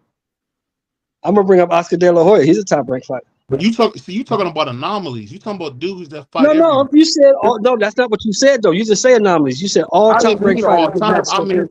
I mean usually. That's I what you didn't mean the said. literal sense. My Miguel mistake. Cotto was a top ranked fighter. Miguel Cotto is Manny overrated, man. You Pacquiao know was a that. top ranked fighter. So all I'm of gonna these say this for guys you. were matched up perfectly, is what you're telling me. A lot of matchmaking is done at top rank since Herbert Muhammad and But Ali they don't do matchmaking at PBC. They do some, but one thing about PBC. Oh, And I know everybody hates PBC because it's a black-owned company. No, we don't hate them because they Stop black, it. bro. Wow, That's Stop, just it. stop the cat. you That's just what it Stop is. the R&B cap. reached We've the been dealing with this shit for out of 400 this, years. man. All them This is black Come faces on, at bro. top rank. Stop It's it. known fact, bro. that's BVO, a it's fact. known fact. Top rank builds champions. PBC builds stars. That's the difference between the two. You feel what I'm saying? At And the end of PBC, the day, top rank versus PBC. Top rank has been crushing PBC when it comes down to champions. every And time the that's dude just the leave fact. PBC Island and go to top rank, what happened to him? What happened? L. They get beat every Big time. old L. What's up, Mark? Every time. Let's bring in my boy John Norrie because he is a member as well. Thank you so much for supporting the show in a major way. Go ahead, man. Cook up on this topic. The Yeah. question of the day is Frank Martin ducking Shakur, or does he have something bigger on the line, like Tank Davis or a pit bull fight? Did they use the purse bid as a negotiation tool? And when I say they, I mean Man Down Promotion, to be able to bring that back to TGB, Al Heyman, PBC, Showtime, and say, look, this is what we're worth. Can you match or beat this? If not, we're going across the street. What say you, John Norrie? I think you got it around. That's exactly what they did, man. That's exactly what they did. He's still a duck though, but it's the bag. Ah! It's the bag, man. It's the bag. I can't be mad. Tank was in a tough spot, boss. They've been trying to build up that pit bull fight. It ain't going nowhere. That fight's all in the basement. Ain't no one trying to pay for that fight, and they can't go from 1.4 to 200. They can't do that. So Frank, he played his cards right, man. That was a slick move he did, man. I really thought he was gonna fight Shakur. I'm like, because when I first went, when they announced, I'm like, who in their team thinks he can beat Shakur? This is very interesting. I've been breaking down this fight for a week or two. I'm like, I don't see how Frank can beat this dude. I like Frank. I think he's one of the more skilled. I mean, there's a lot of like hype jobs at PBC, man. They sell tickets, but they really can't box. They usually they're elite punchers. They got good size. They have personality, but they can't really box like that. But he's one of the few guys who got some skills over there. But to put him up against Shakur, I couldn't see it. And this makes more sense to me that they were leveraging that deal to jump to Tank, because they've been trying to get that Tank fight for a minute. And I don't think Frank can stay at 135 that much longer. Man, yes, that's a big dude. And I know he's small, but he got a lot of mass on him. And I don't think he can make 135 another year. So they played their cards right. The only problem is now Tank's in the hot seat, because you taking the Frank fight, but you didn't take Shakur. And he's gonna beat up Frank, and then we're gonna come back to the same. He's gonna go back to the same arguments with Tank all over again. I mean, So if he beats Shakur, he beat another Latino. What is that? That's nothing. he's not another Latino. We all know that. Bro, stop the That's cap, what bro. he is, Stop bro. the What are you cap, talking man. about? Stop That's that. what Shakur is, bro. It's another Okay, Latino. okay. Put it. Okay, What's your hold on. What is your point with Tank, dog? Are you saying he legitimately is fighting competition? That the point you're trying to make? I'm not saying that. What I'm saying with Tank is Tank told you who he was. Tank said, "I'm not in it to fight. I'm in it to make the most money." So whoever. So why can't we say that? What do you mean? Why can't we say that? That's what he Every did. time somebody say he don't want to fight competition, you come in with all these excuses. If we're on the same page, why are you coming up with a counter Yeah, you moving argument? the goalposts, bro. You moving the goalposts. I'm not If moving you the if goalpost. if Basically, you what know I'm who's saying, not, if you're not gonna, Hold on, bro. you can Hold on. be the Hold number on, bro. one bag. You can be the PayPal for everybody and give everybody bags. But if you're not fighting the competition, you can't call yourself the best. I'm sorry. That's how the shit go. If you want the title that Bro. bad, fight for some titles. You gotta fight somebody, bro. At the end of the day, this is what I'm gonna say, bro. You know, BVO, you know that you believe Shakur Stevenson is more of a threat to Tank Davis than Frank Martin. And you know that. So don't play that game, bro. I don't think that because I'll favor Frank over Shakur. I'm going with the How body. much you bet on it? How many you bet bumps, you bet push ups, you bet money, what you bet? We could bet whatever. We could bet whatever. If there was a fight, we could have bet whatever. Because at the end of the day, I But think your boy pulled out better than a nigga with 20 kids. That black man did not want to fight that Puerto Rican. hey, at the You end of the gotta you day, gotta resolve your feelings with that, bro. I don't have any feelings about it. Either way it go, if Tank fight the Puerto Rican, that's cool. All I can say is this: the fight I really want to see was Devin versus Tank. That's the fight I want to see. I mean, I didn't see the fight. That fight not gonna happen either. That's another thing Tank fans do. Why y'all always come up? If you know Tank don't fight people because he's trying to go after the bag, why y'all keep calling for these fights that's not gonna happen? He would do a million plus if he fought Devin. You talking about Bill Haney the pimp, the biggest manipulator in boxing? What? Listen, bro, you got names for people, man. We want to see fights. I want to see fights. Fight is WWE, you know it. It's WWE, man. If you get And the people that's capping the most is the people like Tank Davis who claim to be black, but he wears a sombrero to the damn ring. Hey, all of us black people like tacos, bro. You know BVO, I give you that one on Tank and Dev. I believe that fight will sell, but a lot of this other shit, man, these niggas ain't getting out of the 180,000. It's not gonna go well.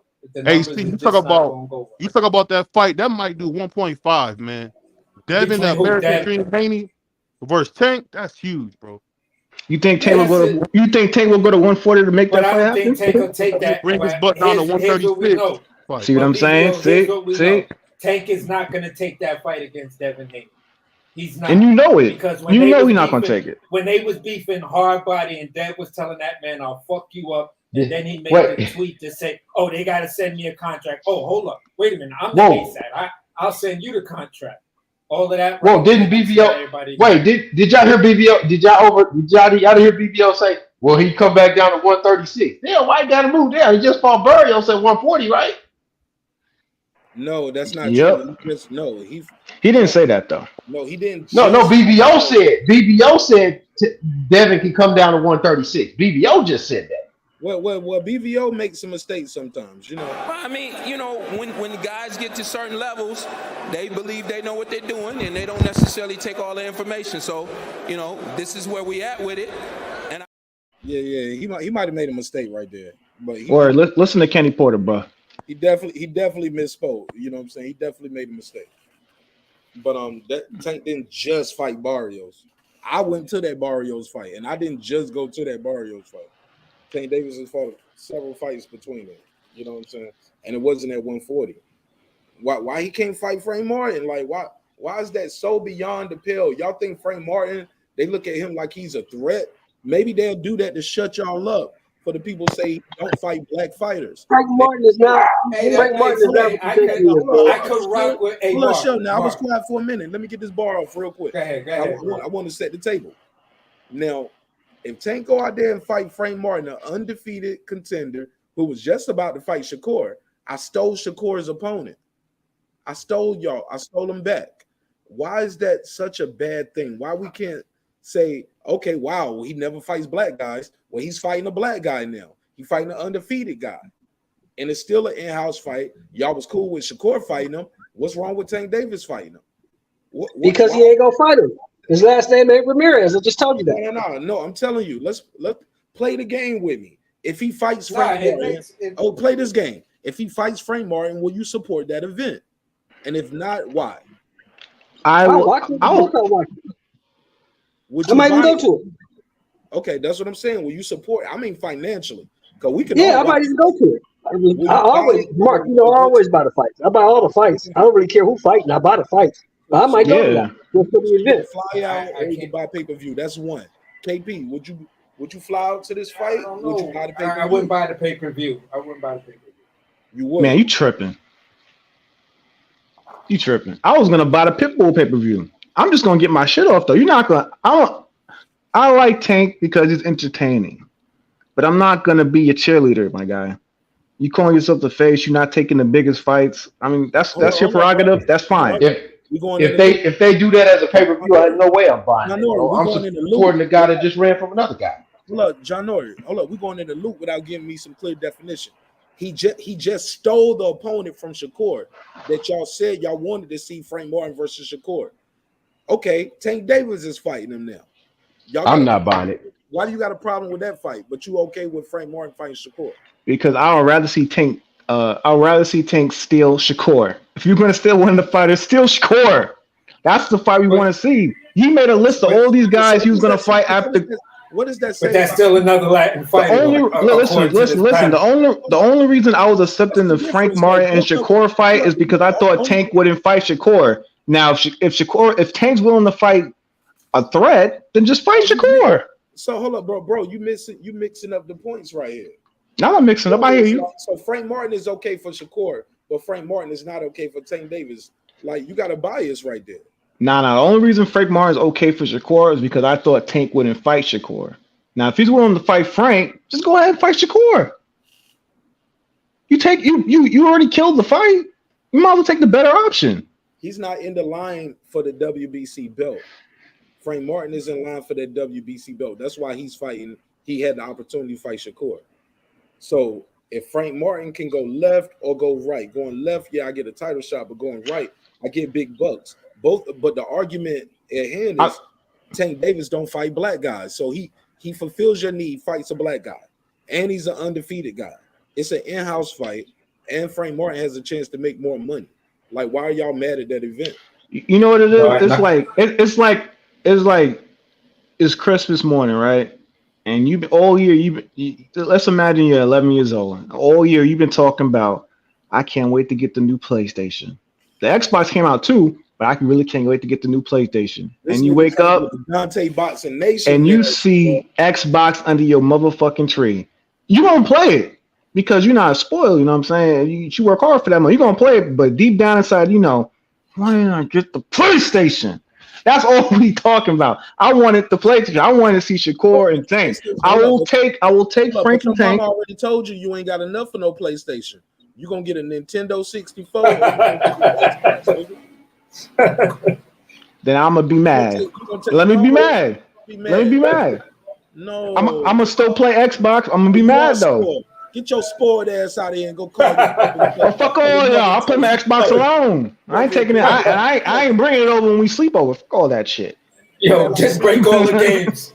Just Hell break all the yeah. games the first day you get it, so you force them to buy you. Nah, I ain't breaking no games. I'm gonna hog the controller all morning. I ain't breaking no Oh my games though. God, man. Y'all are so crazy. Like, this is what I'm saying though, man. And like, and every now and then I catch myself being guilty of it too, but I gotta pause the cause, right? A lot of times fans think we know what's best for the fighter, for their family, what's best for the company. Like we so quick to call the fighter a duck. I've seen videos already popping up. People are saying Derrick James stopped the fight because he don't want to have any. Somebody got some music or something in the background. Derrick James stopped the fight because he don't want to take another loss. Charlo's gonna lose, and he don't want Frank Martin to lose too. He'll go from train. He had the biggest drop in trainer of the year. Your three biggest fighters lost, And I'm like, Derrick James ain't that much in control as y'all probably think. Man Down Promotions, that's who Frank Martin is signed to. They make a lot of those decisions with Frank Martin's career. TGB is a collaborator. Showtime, Al Heyman, PBC. They put it on their network. I mean, PBC buys it for the TV, and the TV rights go to Showtime. They built Frank Martin up. Why is it so hard to believe they just don't want to sell him to Top Rank for low money? When like shit, we don't build them up. Went to this purse bid. We see what you worth. Shit, let's put him against Tank Davis. This is what he needs. So let me ask this question, Marq. Outbid him by 500,000, 250,000, and the motherfucker be like, "Yeah, we'll take that just to make because it's in house and it's good. It's good business." All right, let me just ask this question. Besides the Ryan Garcia fight, Tank was usually another one of PBC's $1.5 million guaranteed dudes. What is in all reality? What's the difference between what he would have been paid to fight Shakur as opposed to what he's going to make fighting Tank? What's going to be the biggest difference? If that fight should come. I don't know that pockets, but I know he'll make more money in my mind fighting Tank Davis than Shakur Stevenson. Maybe a couple of 100,000 more. I disagree. I think it's more than a couple 100,000 because Tank Davis is a bigger star than Shakur Stevenson, and it's going to be on pay-per-view. Shakur fight that they was going to do wasn't going to be on pay-per-view. That was going to be on ESPN Plus. More eyeballs. The only thing I'm going to say is ESPN Plus will have a lot more legitimate, credible sponsorships to throw money. Yeah, but that don't mean Frank Martin, the fighter, gets paid more, and that wasn't his deal. That wasn't their deal. That doesn't mean PBC, Showtime, Al Heyman, TGB, and Man Down get a cut of that. What they get a cut of is Frank Martin 30%. So whatever they pay, whatever Frank Martin's promotional deal is, they basically got to sign a waiver. I'm gonna sign a waiver. I did a whole episode about this with Starboxing and what happened with Ivan Redcatch and all those people early when they was about to fight Adrian Broner. Basically, his promoter is, and those people aren't in charge. I send you over there, whatever your purse is, I get whatever my promotional fee is or whatever I decide is fair to you. So if I normally get 30%, since I'm sending you over there, I'll still get my 30, or I might say, hey, fuck it. I want you to win, be great. Give me 20% or 25%. But I gotta sign something to send you over there. I don't get no cut out the sponsor deals and Budweiser. I don't get no Bud Light money. I don't get paid off of FanDuel, DraftKings, whatever you bring it. That's not my cut. I get my 30% of the purse I negotiated for my fighter to go over there. That's it. See, now you're making me feel sorry as fuck for Frank Martin, because even though he's going to fight for more of a bag, he might walk away with a lot less money. And I I'm mean, it's just business though. like, It's business. damn, It's bro, business. damn, bro. I want to see you get up there, because, like I said, I started to So, become so a the good tank, fan but of yours. look, but the Tank Davis deal, that will be an in-house fight. Man Down Promotions will be the lead promoter on that, along with TGB. So now all those deals right there, they get more money off of it. They can work so they can cut Frank in on other things. It's their event. You get what I'm saying? It's our Yeah, party. I get it's their event, but It's their party. you It's not. still up against the same. But if You I still send you up against across the the street, same. this ain't. Yeah, if I send you across the street, this ain't my party no more. And I don't know all the money going in, and I'm not privy to all Yeah, none the of us entry are. fees and the Yeah. negotiations of said sponsors. I think people just look at it just. I'm just be trying to keep it real with y'all, man, and talk and try to talk to y'all outside of just me being a fan of the sport. And like, man, he'll duck. Man, it might be too early to call him a duck because, like I said, if he get that Tank Davis fight, It's at this how point. many people flock out to? Let's say that, man. I hope they put that shit in Atlanta. I heard that shit might be in Atlanta when Tank Davis come back. And if you fighting Frank Martin in Atlanta, I'm gonna be there. I'm gonna just say this: in this world of internet and perception, right now, the perception is you ducked out of that Shakur Stevenson fight, and that's Yeah, just gonna be. unfortunately, he's gonna have to eat that for a month. I don't know how long it's gonna take. Hopefully, the tank fight actually does happen, and we don't get any weird business. But I agree with you, Mark.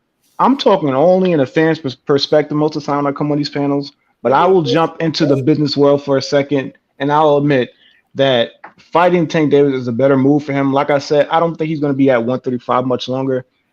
And the way I see it, if he actually does fight Tank, more than likely he's going to lose. But he'll hey, that shine from that fight, he let's could keep, carry that up to 140, let's keep it a and buck. build. Let's And they keep could it a buck. continue to build him up from there. Let's keep it a buck. Some say he might have a better chance of beating Tank Davis. Oh, he definitely has a better Or chance. Yeah, for sure. you got a better chance of outpointing and outlasting and landing some good shots. Long as you don't get caught, you might can beat Tank Davis. So let's Because break down. Davis, because Tank Davis has some weird flaws. He tried to do that cross yeah, hatch but guard, Shakur and he Stevenson just is gets a peppered. sniper. Nobody has Yeah, a and that's the difference. because Tank Yeah, that's Davis the loses difference. rounds. Shakur don't be Yeah. losing no rounds. And that's the biggest difference. That's why I was saying earlier, you know, it's the lesser of two evils. What do? You go in there and you take the embarrassing knockout that will go viral if that should happen, or do you get beat the fuck up and lose on points, or get a kind referee stoppage? So at Be the honest end, with you, I see both of them knocking him out. But as far as let's break down the Tank and Shakur fight, I mean not Tank he got Shakur. a Let's break chance. down the Tank and He Frank got fight. He got a chance. He got a he got a chance. chance. I'll give it to him. He does have a chance, because I do see some pockets of where his boxing to me at times does look a little bit more superior than Tank Davis, but I don't like when Frank goes into this relaxed mode or cruise control shit, and then he just takes unnecessary hits. It's like, bro, keep the pressure on. That's why you got caught to the body with some of those shots at the last thing, because I don't know if that muscle mass that you keep carrying is affecting you, or you just got laxed in there. That's exactly what it is. It's the muscle mass. I noticed it in a lot of his previous fights recently that he takes his foot off the gas. When he first was like new to the division and he was really like he was kind of stopping a lot of these guys, and the stoppages kind of started dwindling, and then I see him cruising a lot in the middle round. So that's just something he's gonna do until he moves up. Like I said, if he gets this Tank fight, I see him moving up. As far as him winning the fight, Tank struggles with southpaws. He struggles with southpaws. It's gonna be interesting. Um, I give Frank the foot speed. Tank has slowed down quite a bit since he moved up to 135.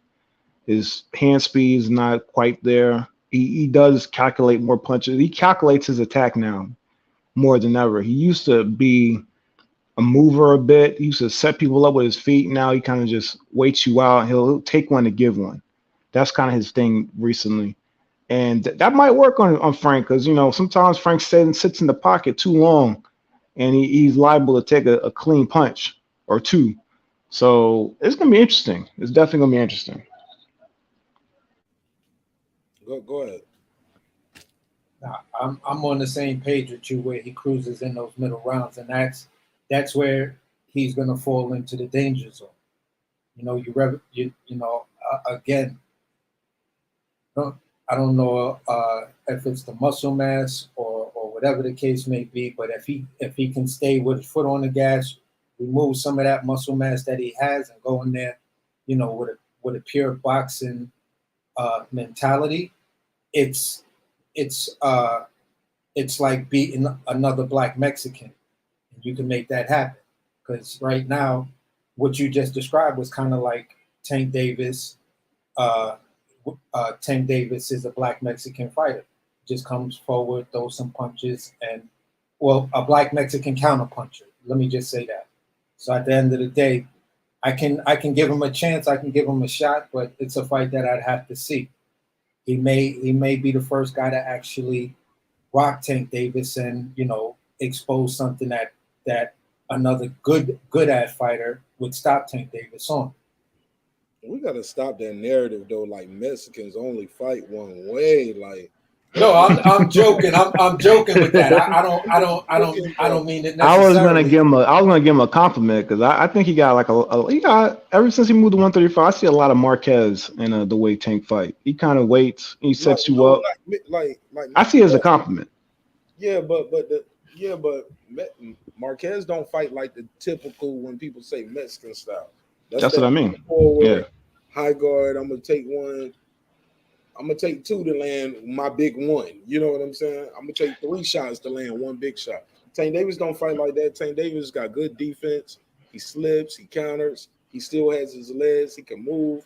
When these guys be trying to rush him, when they want to blitz, he blitz, and then he has a way of bringing the fight to like a tortoise pace if he wants to, and he calls up. He's the small guy in the ring, and he makes himself even smaller. Makes himself a small target. I think he's special, man. I think what he does when he goes into his high guard, when Tank puts together that high guard, and he punches off that high guard, that's when he's most dangerous. When he does this weird. That's when, but that's not. He don't go out there early like that. That's why. No, he doesn't. Power a little bit, and now he's walking you down, and he'll knock your jab down too. He knocks your jab down, and then he has an effective jab. His step-in jab is amazing to me. His uppercuts, them shits is just so fast and powerful. You just don't see him. You just hear him. Like, dude, what the fuck happened? He gets inside to do that. Everybody who fights him know he got to get inside to do that. But yet every single fight, he finds a way to get inside these guys. And he ain't just walking through them. He's slipping and countering them. With the shorter reach, is out jabbing these guys. So when my man said his foot speed and his hand speed slowed down, man, that boy is sharp. He is sharp. This is what I do like when I see Tank, and this is one of the ways I've seen he close the distance. He does it off a parry. Like he'll parry the jab, and as he's parrying the jab, he just steps in. Yeah. And this is where a fighter is like, oh shit, how the fuck did you get here? Boom. All right, lights out. Yep, that's what he does. So Tank got him. And look, people always talk about that left uppercut. People forget about the motherfucking lead right hand. That lead right hand, like he is masterful with it. Like he does things with that lead right hand. Like I wish I had a graphic on the screen. He'll do this move sometimes where the guy trying to jab to his body, where he not even a slight step back. It's like a smidget of a side step. Yeah. And he right cross him going downward. And you know what? He puts him in check. Even if he missed, sometimes that shit just comes so quick that they be like, I ain't about to try that again. Yeah. It's that slippery shit you see from David Benavidez. You got a mean check hook if you try to blitz him. You feel that? Or even if he missed and you duck in and grab him, you be like, man, I ain't gonna try that again real quick. Let me wait a while. He slows that shit down to his pace, and now the little guy is beating up the big guy all over again. Size does not matter with Tank Davis because he's been the little guy his whole life. Yeah, But I pass. I also say he took that, when Floyd was teaching these younger guys that actually had the chance to work with Floyd. You're gonna have to fight on the inside because you can't keep everybody on the outside or at mid range. There're gonna be people that'll get inside, and I think Tank is good on getting on the inside and then making you pay once you get on the inside of him. So that's what makes him, that knockout specialist and shit like that he's actually becoming. Now, my biggest issue is what happens when we see you in the ring with the A+ competition, because I don't think at this point anyone at 135 is actually in the elite category because we haven't seen those fights yet to say who is actually the best and who are the elites of that weight class.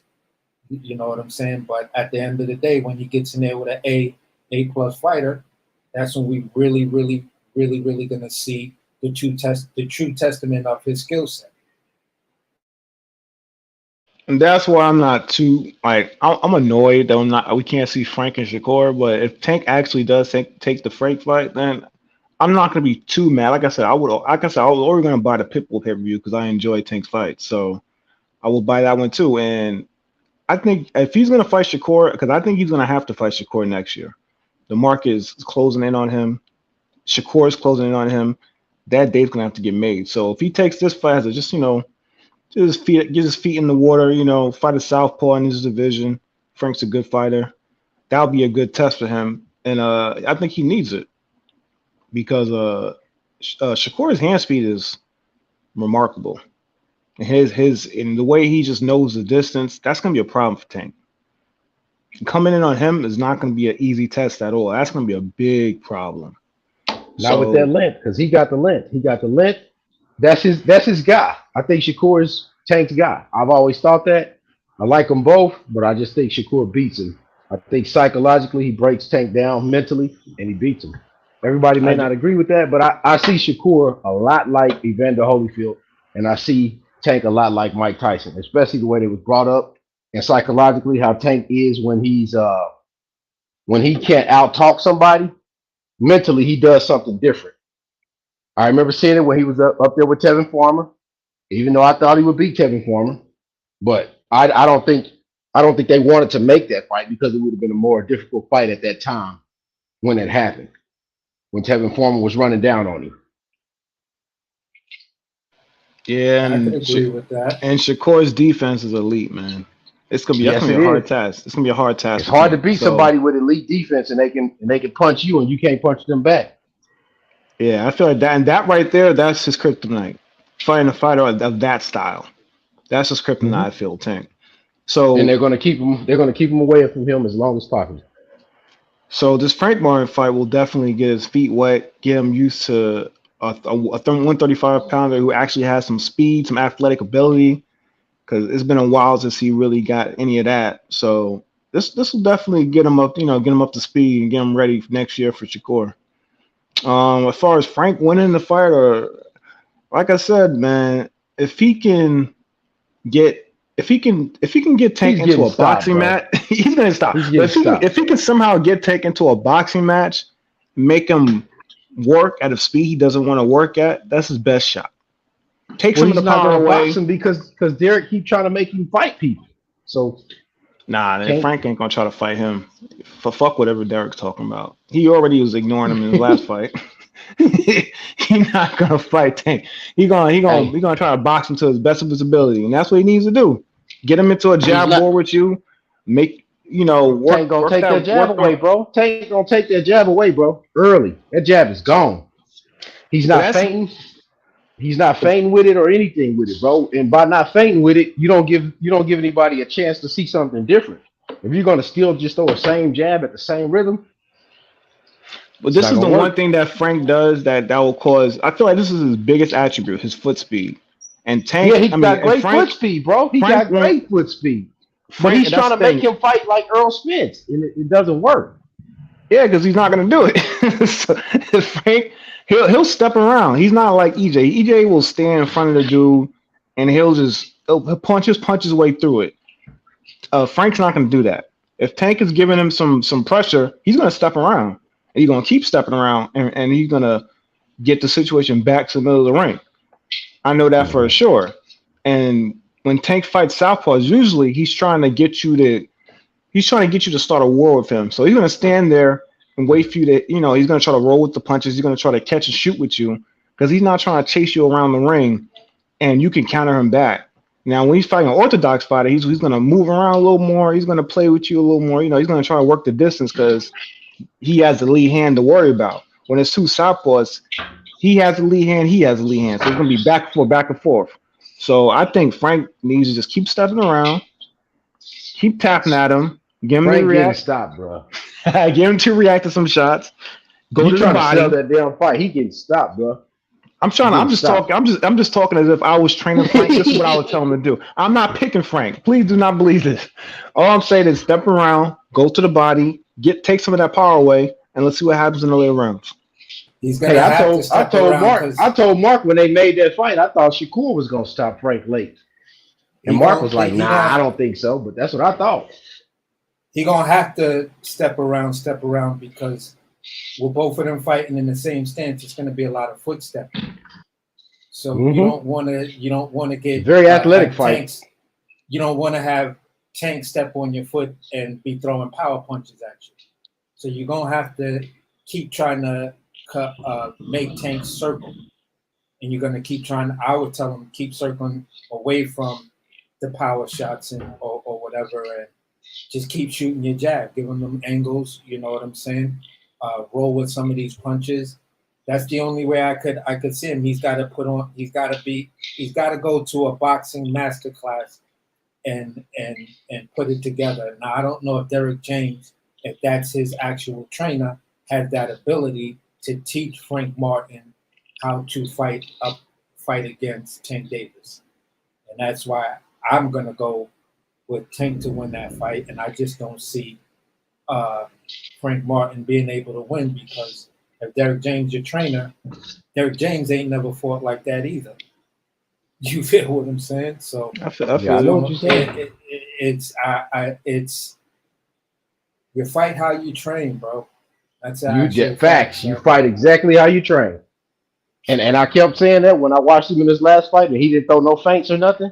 I said, oh man, he can't land the shots that he want to land on the guy because he's not faint. You can't come out there and just jab and move around and all of that and think that's going to work for 12 rounds against a guy that was in the Olympics, because that guy knows all the different fighting styles. He's fought all those styles when he was on his way to the Olympics. It's not going to work. That's true. He did look bad, but, he got to that body, and that's his saving grace. He's a very good body puncher. That's Frank's saving grace right there. But he ain't going to get to Tank Davis' body because of that heat. Oh, he's going to get to his body. Now he might get caught in the process, but he gonna get there. They both short as fuck, so yeah, they both short as fuck. So I believe he can get to the body, not like a taller fighter having to fight small and then shoot a body shot, because then you're susceptible to a mean ass uppercut. So man, maybe they may be they may be putting Frank in with Chris Colbert or something. Maybe they may put him in with Chris Colbert. Maybe they better not. Now, I was hearing, I was giving Mark some due credit when he was talking about the possible Tank fight. Now, if he fights your boy. Oh no! You are a duck, sir. You are a duck. Oh, he ducking, bro. He ducking, bro. You might as well get the sauce. You might as well get the sauce ready. I'm gonna wait for the announcement. I'm gonna wait to see if there's any injuries. You hurt your shoulder or something. I ain't waiting for nothing, bro. When you go to a Chinese restaurant and you order crab ragout, you get duck sauce, don't you? Hey, I'm with you, bro. That's what my mom is telling me. But I'm gonna wait because I'm gonna go to these. There's gonna be a lot of chats open tomorrow, and I'm gonna cook them if I don't hear nothing about tonight. They about to avoid this conversation for bias purposes. No. They gonna pick their biases. They gonna spin the narrative on both sides. Yeah, I think this probably gonna be the most fair and objective point you heard about this shit right here tonight. Oh, so you saying you Fox News over here? This is fair and balanced. So what? You Fox News and this shit? No. No.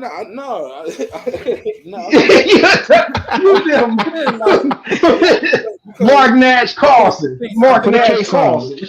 No, when I put the button, press the button, Mark. Push the button. In the fight, like I'm not one of those channels that I built my shit up supporting Shakur, Tank, Devin, Frank, like all these guys drew their line in the sand a long time ago. You know what I mean? Mark done had a meeting with Bill O'Reilly, Tucker Carlson, and Glenn Beck, and didn't tell nobody. I fuck with that, Mark. Though I understand. Like I appreciate somebody's balance. That's why I love coming to this channel, being a member of your channel. I really appreciate that. You can't really get that nowhere. Everyone got they guy that they going for. That's a fact. I think the only fight I've been like that on was the Spencer Crawford because I saw what was going on. You know what I'm saying? Yeah. You had to pick a side for that one. That was just too much disrespect going back and forth. Yeah, it was just too much disrespect. The slave shit, I was like, and it was black guys pushing that, and I was like, yo, y'all would call for Max Kellerman and Skip Bayless' job tomorrow if they said it, and y'all out here pushing that slave shit, man. Y'all got to stop it. I would attribute Mark. I would attribute a lot of that to over time we have to learn certain things and certain lessons.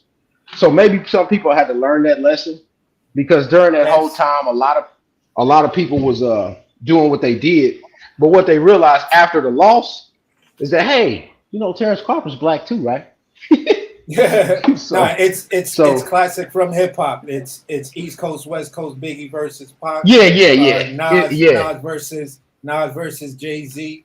You feel what Martin versus Malcolm type shit. You could have been a fan of both those guys like I was, but then when Bud went up to 147 and I was hearing the top ranked Toby bullshit, I was like, the fuck y'all getting this from? This nigga's not nice. The fuck y'all dissing a homie for, man? This dude could fight his fucking ass off. But then when you find out that most of these guys who saying all that stupid shit, when you ask them, well, how many Bud fights have you watched? Well, I don't really watch Bud Crawford. Then how the fuck did you talking about the man like that? Man, like, you know what it was? Is they counted the eggs before they hatched. They really thought the fight wasn't gonna happen. I kept trying to tell these folks, I'm like, that fight gonna happen. Too much money on the line. That fight gonna happen. So you better watch what y'all say. It was like when Jay put out Takeover and the street was talking. Like Nas wasn't coming back with Ether. And you thought Nas wasn't gonna come back when he put Ether on his birthday. Yeah, you asked for that. Yeah. Bruh. Yeah, he did. Yeah. That's what happened. Yeah, that was some ammunition, boy. Mark was on my ass about that fight, even though I was picking Earl, and I picked Earl to the end of it. I told Mark, come fight week, I said, it don't look right. No, nobody had any issues with the pure Errol Spence fan. That's cap. You feel KP, what I'm saying? calling you out. That's cap. No, I said I still go with my guy. I said that. What are you talking about? I said I roll with Earl. What are you talking about? You had no doubt. Man, this dude here, bro. No, hey, at the end of the day, hey, I'm gonna do it like I did it. I took the crow. I ate the crow. He beat the shit out of him, and I didn't do no excuse. I didn't do no excuse campaign. I'll tell you that. No, nigga. I got you right here. I heard you on one of the episodes, and then one time I think we talked, and I was like, "Yeah, nigga, that was a good episode last night," but I did hear some cap. And then we kept talking. I was like about the good stuff of the show, but I never got to bring that cap up. What's the cap? So you cap, brother. You said I told Mark. I can't remember the quote, but it was. But listen to this shit. Y'all hear? He can't even remember the quote, but he said I can't remember verbatim. I mean, pardon me. I can't put. You ain't gotta be verbatim with me. I ain't gonna play the word game with you. Go ahead, tell me what I said. But the gist of it was you had doubts about Errol winning, and he didn't look right or some shit like that. And I was like, no, it wasn't. He didn't look right. It said I had doubts about him winning when I seen the pad work on the But you didn't. I talked to you all the way up until I landed in Vegas. And you know what you kept telling me? Even on the way in, you know what you kept telling me, KP from KC5. What I tell you? KP from KC5. Tell me what I told you. You kept telling me, Marq Nash, you kept saying, Marq Nash, he gonna need a bigger boat. I said he need a bigger boat. He got his ass toe up too. That's all you kept telling me. He need a bigger boat. Hey, did I keep it real? I'm telling you. I kept talking the shit that I talked, right? He got his ass whooped, and I didn't make no excuses. Now everybody else that made excuses, that's on them, but I ain't do Okay, that. now that's fair enough. I give you that. But I did hear you make it seem like you had trepidation about this fight. And you voiced those at one time, and you said my name. Bro, Mark, let me say it again. I never said what Mark. I never said what most of these dudes said. Most of these dudes was talking like Earl Smith was gonna walk in the ring, smash him, walk out, smoke a blunt, and that was it. That's what they was talking like, bro. I said this fight is closer than that. I don't think he's about to walk through that dude like that. And evidently, he wasn't walking through him. He got smoked. That's what happened.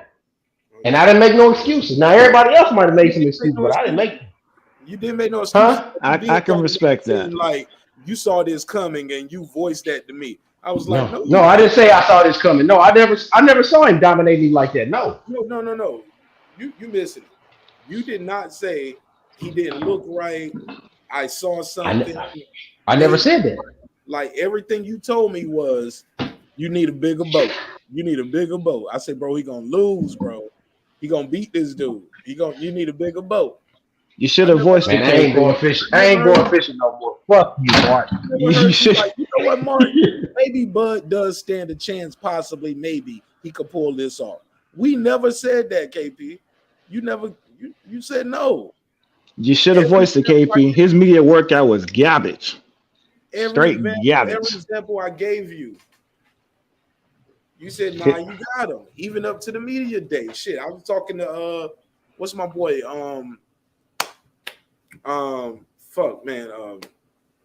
Tay Jones. Tay Jones was like, yeah, man, he putting dents in the heavy bag. He put a hole in that. First of all, he said he put a hole in it. Then he might say, man, he don't dent it, this motherfucker. He got a hole. I was like, word. And I'm looking at him like, I don't see no shit like that. And I was like, all right, Tay. Tay knew I rolled with my guy to the end. And I took notes of who wavered, who didn't waver. You didn't waver, KP. You stuck with your guy. So don't be telling people you thought Bud had a chance after the fight. Respectfully, with all due respect. I don't ran him off. What's up, show more? I just listen to these guys. Spence Crawford talk brings out the worst of individuals, doesn't it? I just listen to these guys when we talk about God bless you. And it just pains me because we told them starting 3 years ago, there is no way that a flat-footed, one-dimensional guy is going to beat Terrence Crawford. If Terrence Crawford is at his best, which he usually is, a one-dimensional, flat-footed guy will never beat him. And it played out just the way we said it was going to play out. He caught him in between shots, like we said he was. Walked him into shit he didn't see coming, like we said he was. He was stronger. He was the better boxer, better football. He beat him in every aspect of the fight game. But I still want that man to get his rematch. It's in his contract. He says he wants it. So if you want to get back in there with that guy, you go right ahead. Get mollywopped again, and maybe you'll get some sense and fight somebody else or just retire. But you're going to make a bag, so it really doesn't matter what you do. What's up like that? What's good? What's good? Oh yeah, you got the flow. I'm busy. I'm just listening right now. That nigga called me and put me on hold. That nigga said, I'm busy. Hey, that nigga sound like Jamel Charlo. Then he said, I'm busy. I'm busy. Leave us alone. Leave us alone. Right Leave us alone. KP, I need that little Daryl drop that from Ricky Smiley goofy ass. Put that shit up like, leave me alone. I gotta find it. We went from one nigga talking about I was just playing to the other nigga talking about leave us alone. Ain't that funny? Yeah, that was sad. That was sad. What happened? What you say? Talking about Tank was playing. We went from one nigga talking about I'm just playing to the other nigga talking about leave us alone. Oh shit. That's sad. Hey man, y'all watched the Showtime episode on Charlo and Jamel and the Canelo fight? Y'all watched that yet? Yeah, Yeah, I was loved it. about to thought watch they it, put but I together saw well. Marq Nash I cooking, loved so it. I was like, Yeah, I nah, I watched it. gotta. I watched it. It was okay. I Yeah, I loved feel it. even more bad for Mel now, man. God damn, Mel. Don't spoil it for me, cause I ain't seen the full thing. I Nah, saw the I ain't first see it 15 yet. Like I I, said, I, I seen the first 15 minutes. oh, then you know what the part I'm about to talk about, man. Love the opening though when Canelo they take it back to 2012 and show footage of him learning English and why he feels it's important for him to learn English.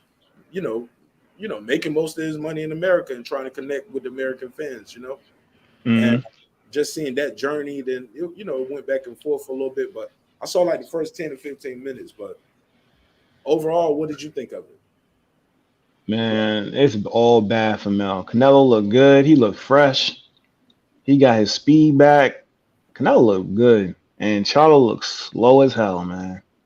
Damn, I don't want to see Mel get knocked out, but he gonna get knocked out, man. What round? Damn. What round? Between 6 and 8. Woo! He's out of there. Early night. Early night. He's too slow. He can't come in there that slow. He looks very slow. He ain't making it to the championship rounds. Not at all. And I like Mel. Anybody else? I like this run at 154. I think he a strong fighter. He tough, but nah, man, this ain't the one. Anybody else? Y'all got anybody got Marl getting stopped? Mel getting stopped other than who was that? John Norrie? Mark, you know I told you that when we talked. I told you he That's getting right. stopped. I got Mel. He's out of there. You been making up what you told me as you go. I don't be knowing. I got Mel getting stopped in the Sheldon, you see how he do this shit around new people? You see this shit? See, you acting up in front of company and this shit ain't right. But it's cool.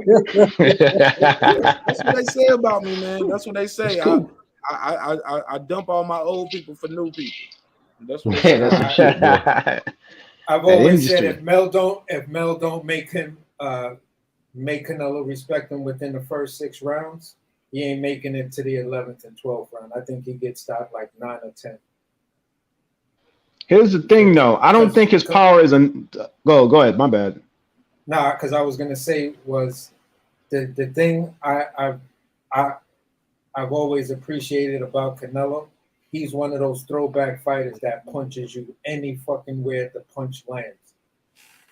He'll punch him in the arms, he'll punch him in the shoulder, and then once he breaks all of that shit down, he'll go for your head. Yeah, he knows how to bring them hands down. And that's the thing I was worried about with Mel. I was hoping that they would focus on the speed more than the power, but they really think they can like get his respect, man. That he not gonna hit Canelo with anything that's gonna like make him like he not gonna pinch Canelo, Well, man. You have to. In a fight like this, you have to get the guy's respect. If you don't get his respect, he's gonna walk right through you. You got to be able to hit him with something that's gonna make him think, that's gonna back him up a little bit. If you can't do that, you have no shot. That's why Bivol had so much success, because Bivol was hitting him with shit that was backing him up, that's making him think, like, oh, okay, I can't go in here like that.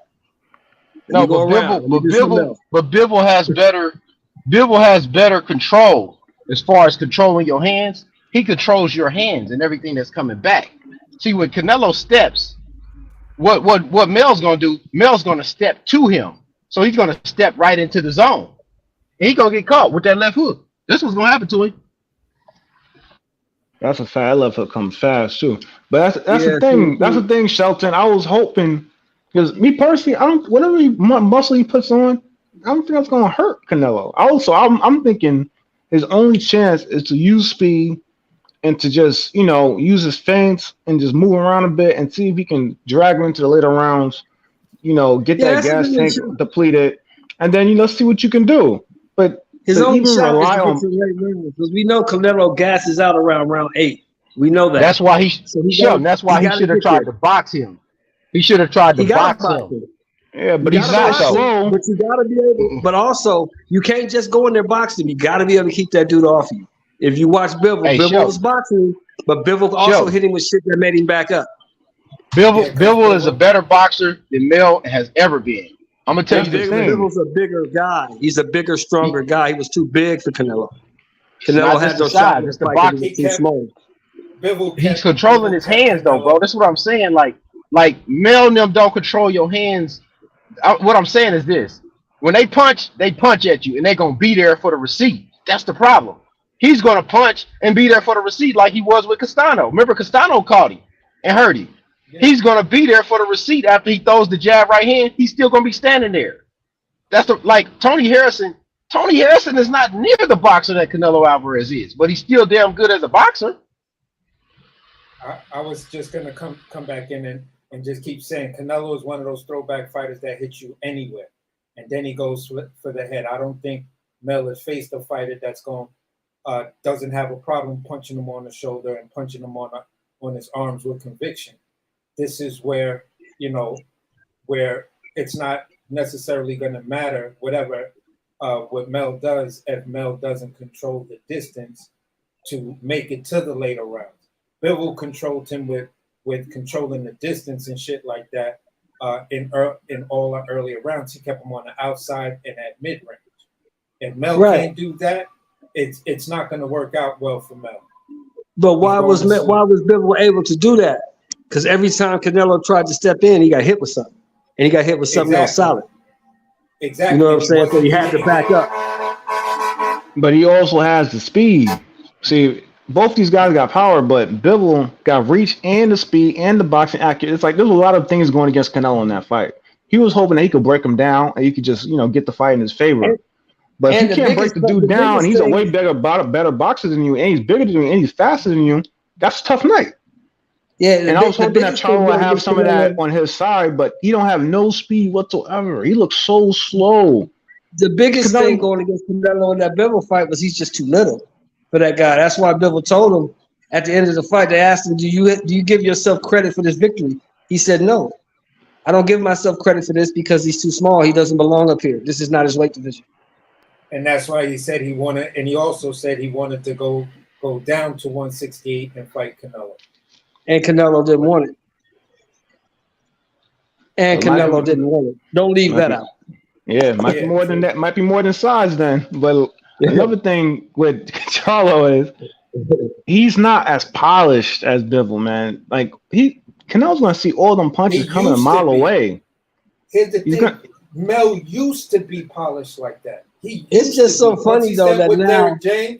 Once he stepped with Derek James, he picked up the same flaws you see in Errol Spence when you throw your. But isn't it funny now? You'll be like everybody saying Bivol is polished and Bivol is this and Bivol is that. When I was saying Bivol was gonna beat the shit out this dude, they told me I was crazy. Bivol's a cherry pick. Bivol ain't fought nobody. Bivol ain't shit. You can't tell Canelo fan nothing. Man. You know they're gonna beat Canelo. Yeah, you can't tell no Canelo fan no shit like that. Canelo fans is like Earl Spence fans. That's a fact. Hey, I was going through the same thing. I was like, y'all niggas is sleeping on Bivol, man. Just go to CompuBox. The fuck you talking about CompuBox? No, bro. CompuBox can't. They don't care about the numbers, bro. They don't know how to analyze tape, bro. You try. I was like you're, bro. When you look at Bivol, that is the best boxer, right? He is the best boxer that in this generation. They're like, what? He better? I didn't say he better than Bud. This is the one stat. As far as boxing goes. That motherfucker is dangerous. Watch it be a boxing clinic. Nobody wanted to. This is the one stat you had to look at. This motherfucker been reigning at light heavyweight for 5 years. He's been the light heavyweight champion for 5 years. There's a reason he's been undefeated. And you think you gonna come up from 68 and just walk into this man's division and just whoop him like that? That's what you think? Yeah, but they was talking this. Ain't nobody in that division. I told him, motherfucker, he gonna go up there to Yardy, you talking about? I told him, motherfuckers, he gonna jump up there and go fuck with Bivol, and Bivol gonna send his little ass right back where he came from. I was telling people it's gonna be a boxing clinic. Watch what Bivol do to this man. It is going to be boxing 101. We're talking about a nigga that fights like the old school Russian Olympic fighters, just pure skill level, pure fundamentals that you cannot beat, period. They like, oh, you crazy. Canelo this, Canelo that, Canelo done fought this, Canelo done did that. I'm like, all right, man, watch when the fight happened. So I opened up a bunch of panels, and when the fight was happening, I was like, what am I telling y'all? What am I telling you? Yo, AC, we're about to put you on pause. You're about to be put He on got a pause fight if you coming don't up stop. too. He got a fight coming up in December. I just saw it today. Yeah, you should. Who you fighting? He's fighting one of them 75 pounders. Hold on, man. He's fighting one of them 75 pounders. For sure. Let my boy Zone 6 cook on this content real quick. What's up, Zone? How you been, bro? Oh, what's up, man? I'm just chilling. I see the normal, usual suspects, man. How AC doing? Shit, more. John, I see you, Mark. I be peeping y'all out. I got a little What's time up today. with you, Zone? What's happening, man? What up with you, Good, what's Zone? good? Shout out to Cut. the Eastside assassin in this bitch, man. What's up, Eastside? Yes, sir. EA, bricks, licks, and all that shit. You know what it is. Go ahead, King. You got the flow, man. Do what you do.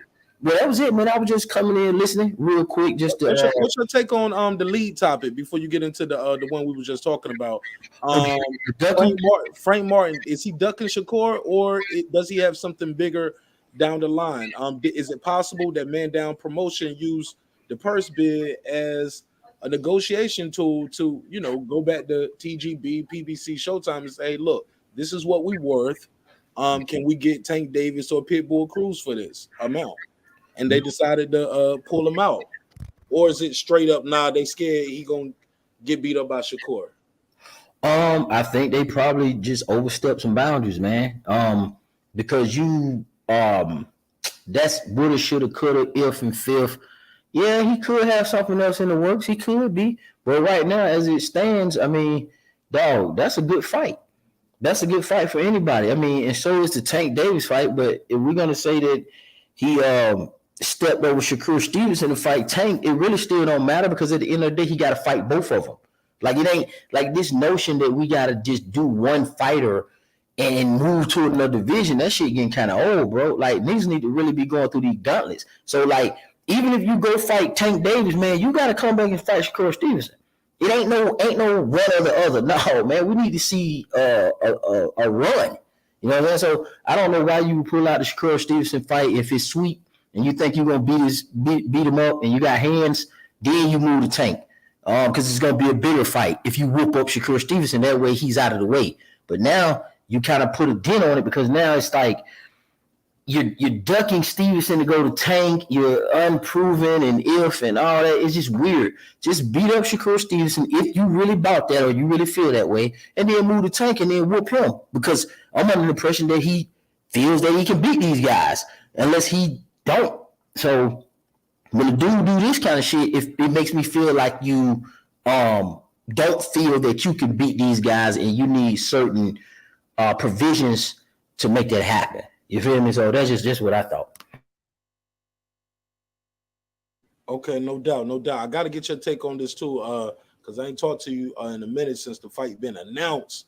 Canelo, Charlo, they can't escape it, man. Every conversation they bring up pound for pound King Terrence, Bud Crawford. His name is always in every interview where they talk about for this fight. Some people give Crawford more of a chance to beat Canelo than Charlo.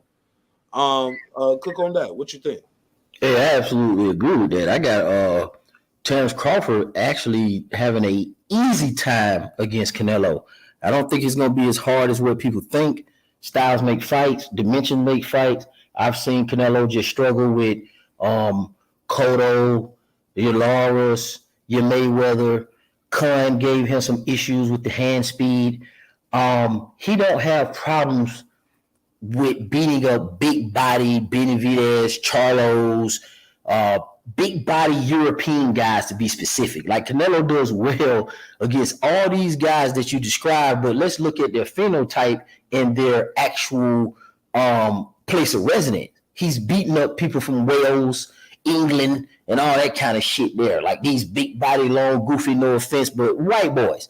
But when it comes down to them lean guys that's lanky, lean, got long arms, they got some movement, like Lara and Floyd, who Crawford got similar dimensions to, and not to mention that, most people will argue that he ducked Andrade for years, and certain type of boxers like Andre Ward and shit like that. He waited till Triple G got old, which is true. If you watching boxing long enough, he didn't start talking about fighting Triple G until Kell Brook went up there, and we know Kell Brook got his face broke, but Kell Brook was doing well. He was putting hands on Triple G until his face got broke.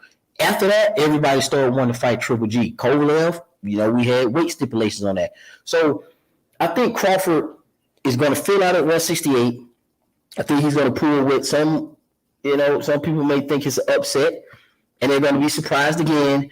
And there's going to be excuses about Canelo got old. We don't know how it happened.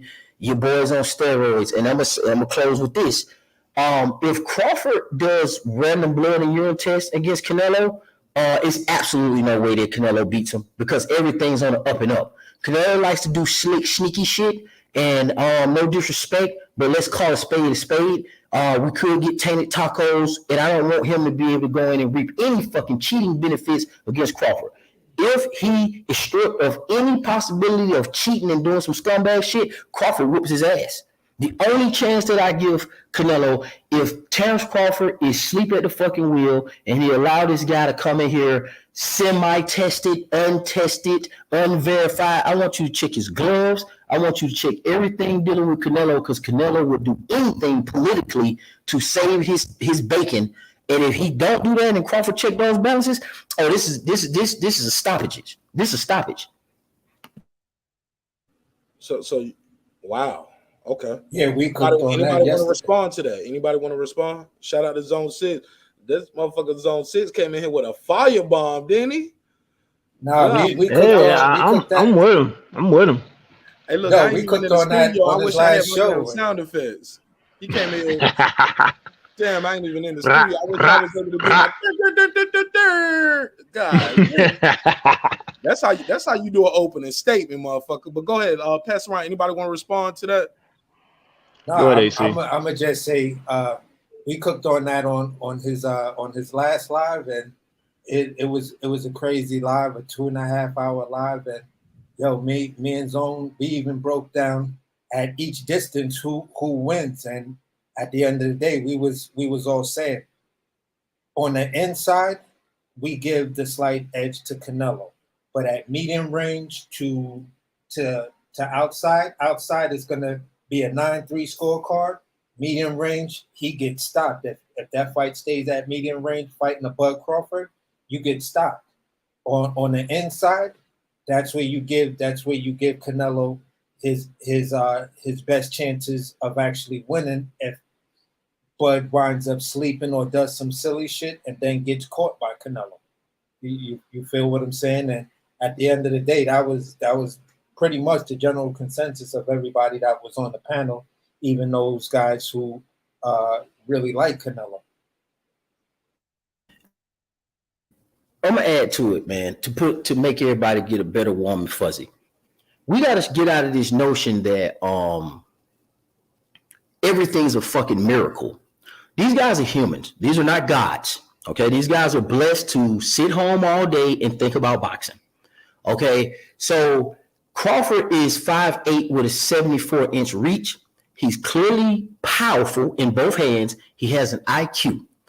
We've seen Canelo struggle with lighter guys that come up with speed, okay, throughout his career. He doesn't have trouble with big body fighters. That's already been established. Canelo, and I'm going to be honest with you, Canelo has, and I like Canelo, but I know the gaps in the game. You can't fool me. Canelo has fought people at the opportune time the same way people used to complain about Floyd Mayweather Jr. Floyd Mayweather Jr., although great, used to catch people at the right time, and that segues into the theory with Canelo. A lot of people issue with Canelo versus Floyd right now, still to this day, is what? Floyd caught him at a X time that wasn't good for Canelo. And Canelo has taken that blueprint and caught people at the opportune time when it was best for him and bad for them. I mean, look at this. There's no way we should have got an Amir Khan versus Amir Khan fight. We shouldn't have been seeing Kovalev versus him. And this thing I was saying the other day, okay, so he went up to 175, thought it was sweet with Bivol and lost, respectable. Okay, why you stay at 75 and fight Beterbiev? Why wasn't the target Beterbiev? See, that's that when you could tell it's a pussy nigga picking on somebody who you want to pick on. He wasn't talking about 68 when Andre Ward was up there. Because see, I've been watching boxing for a while and I've been listening to these YouTubes for a while. Some of these guys just got here and they try to pretend like they don't know what happened, but no, I remember.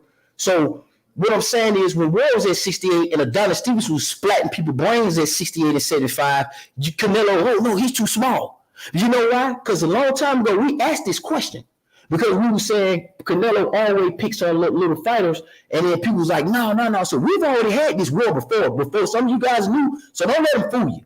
We asked them a long time ago when Adonis Stevenson was at 75, we was like, why he won't go up there and fight him? Oh no, the Canelo will never go to 75. That's too much to ask. Okay, why don't we go to 68 fight the war? No, his max is 160. His max is 160. Now, here we go with this shit again. Now everything's different because it's Canelo, man. So, look, man, just look at his track record. Look at all the people he fought. James Kirkland came off the couch after drinking, having issues with Ann Wolf. He's not the facts.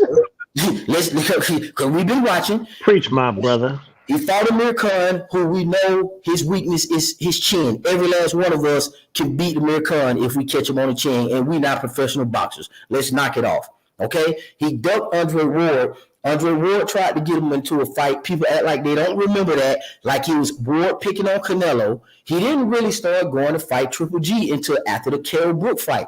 That's when you start to see some slippage and some chinks in Triple G's armor because of the Kell Brook fight.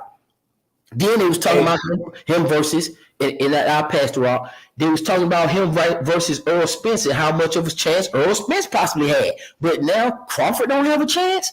Man, this shit crazy, man. Hey, this is going to caveat off of the Canelo versus Andre Ward. If y'all remember, Andre Ward went to Marq Nation, so Marq Nation can help boost his profile to force that Canelo fight. That's the reason he went to Marq Nation. I'm looking at it. I know B-Hop personally, so this is what these dudes was telling me when we was talking about it. So at the end of the day, that's 100% right. Ward wanted that Canelo fight. He wanted that fight bad.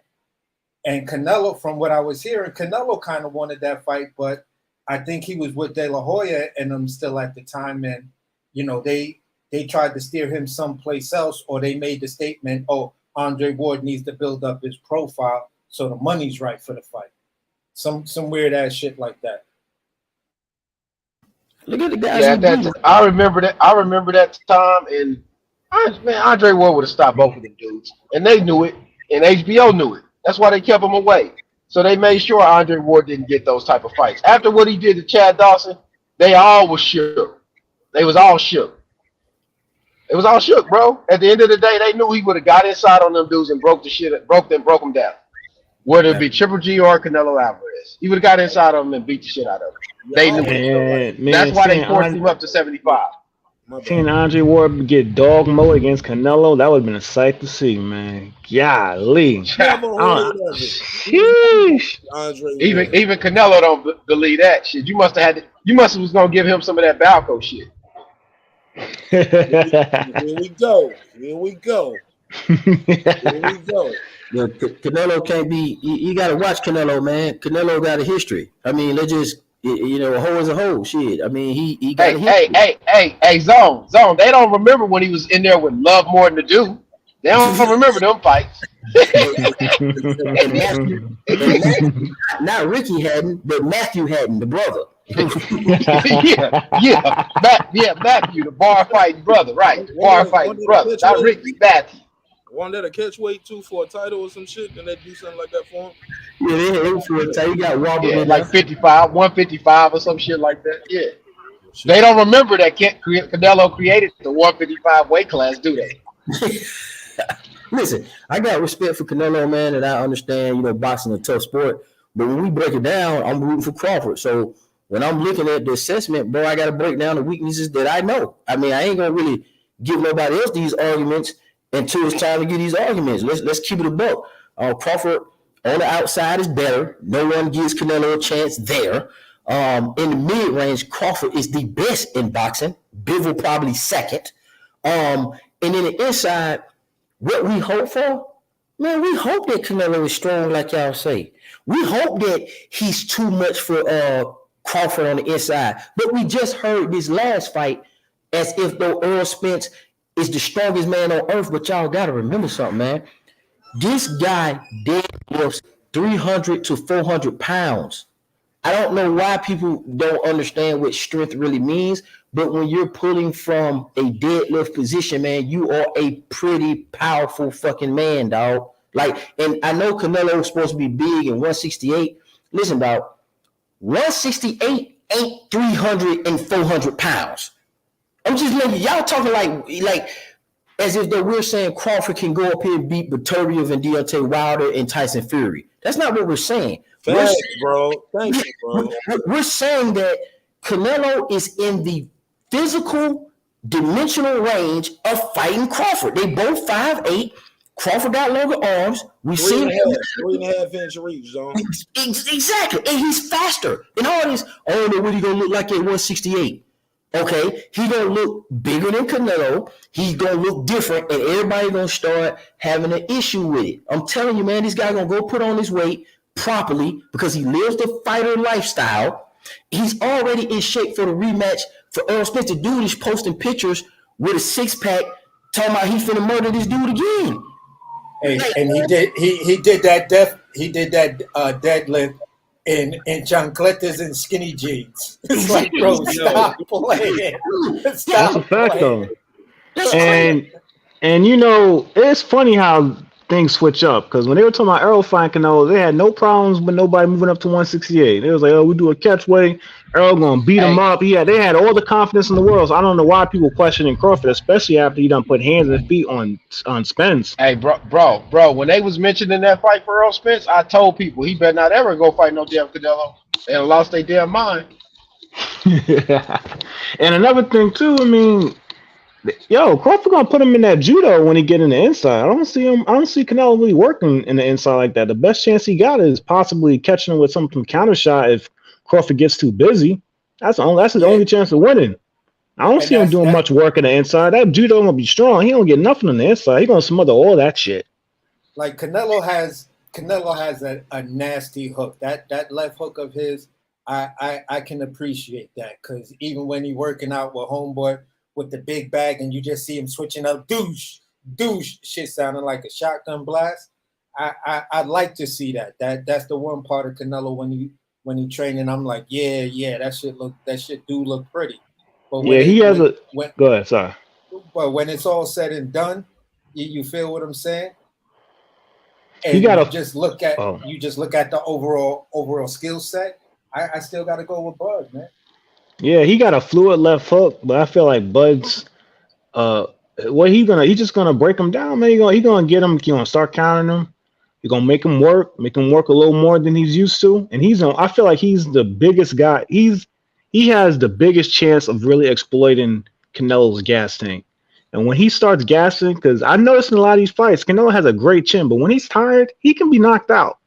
I see him get buzzed quite a lot when he gets tired. And if Crawford catch him on the chin just the right way, that man gonna fall. He gonna fall. But John Norrie, is he gassed, or is he slowing down because he knows he's ahead on the rounds and he's taking a break? Nah, he's gassed. Because I've seen gas. Like when I say gas, I'm talking about how Deontay Wilder was looking and Fury would be looking in some of them fights. Yeah. But those are large, man. Those dudes are big as hell. So, but I'm using that in reference because even at smaller guys, we seen Bradley gassed at 140 and 147. I seen somebody look gassed. When you see the fighter take that, let me qualify that real quick. When I mean gas, I mean like when he's really gassed. Like that John Ryder fight, people give Canelo hell for that fight. John Ryder was taking a lot of shots and he waited his time. John Ryder's inside game is a lot better than Canelo's. People didn't notice that about that dude. He was waiting for his time. He was waiting for Canelo to slow down a bit so he can get in the inside and he can go to work. And when he had to battle that white dude, that white boy was going back and forth for Canelo, and Canelo got gas. And he was taking some shots, and he got buzzed a bit. So when you can actually get him to work, now everybody takes breaks in fights. We get that, especially if you got a good output. You're gonna take a round or two just to like catch your feet, get your second win. That's part of the sport. But Canelo will be gassing. He gassed against Triple G in the second fight. He gasses when he has to work. When I see a fighter take that, they hold their guard in a certain way, and you just see them take that deep breath, like, that's letting me know you're getting at the gas. You're getting at the gas point. You feel what I'm saying? Because other than that, you shouldn't be taking no deep breaths like that. And I've seen Canelo do that a lot in his fights, and that's when he usually slows down. So when for me there's levels of being gassed. Like you can be gassed like a heavyweight where you just look lethargic and you just start laying and lumbering all around the ring, or you can be gassed and have it under a certain amount of control where you're slowing the pace down and you're not going to overextend yourself because you're worried about being caught. And I think that's where experience, and you got to give some fighters credit, that ring IQ does come into play, because you can take that deep breath, but everyone can see that you're not throwing the way you were throwing. Your step is just a little bit slower, and then 2-3 rounds later, you back in it. You're bringing up the pace again, and that lets everybody know he must have caught his second win. But when you see them all take that deep breath with the mouth guard in, something's up. Something's definitely up. You ain't got that same energy, and you slowing down. That's a fact. And man, especially you watch that Bivol fight, man. Bivol had him working. He chasing him around the ring. He trying to cut the ring off. He finally gets to the spot. He finally gets him to the ropes. He throws his shots. Bivol blocks his. Bivol starts throwing his hands. He's throwing combinations. He's catching him. He's backing him up. And then you got to repeat the whole cycle again. That gasses you out. When you can't hit the guy and he's touching you all night and you got to find him, that's how you kill somebody's gas tank. And when he gets, I say he's gonna probably, if they fight, I would say Canelo's gas is gonna start losing probably around the 7th, 8th round, and he can get him out of there between 10 and 11. Hey, when you look back at the Bivol fight, you'll notice at one point when Canelo was truly gassed, when Bivol backed him up on the ropes, Canelo took a deep breath.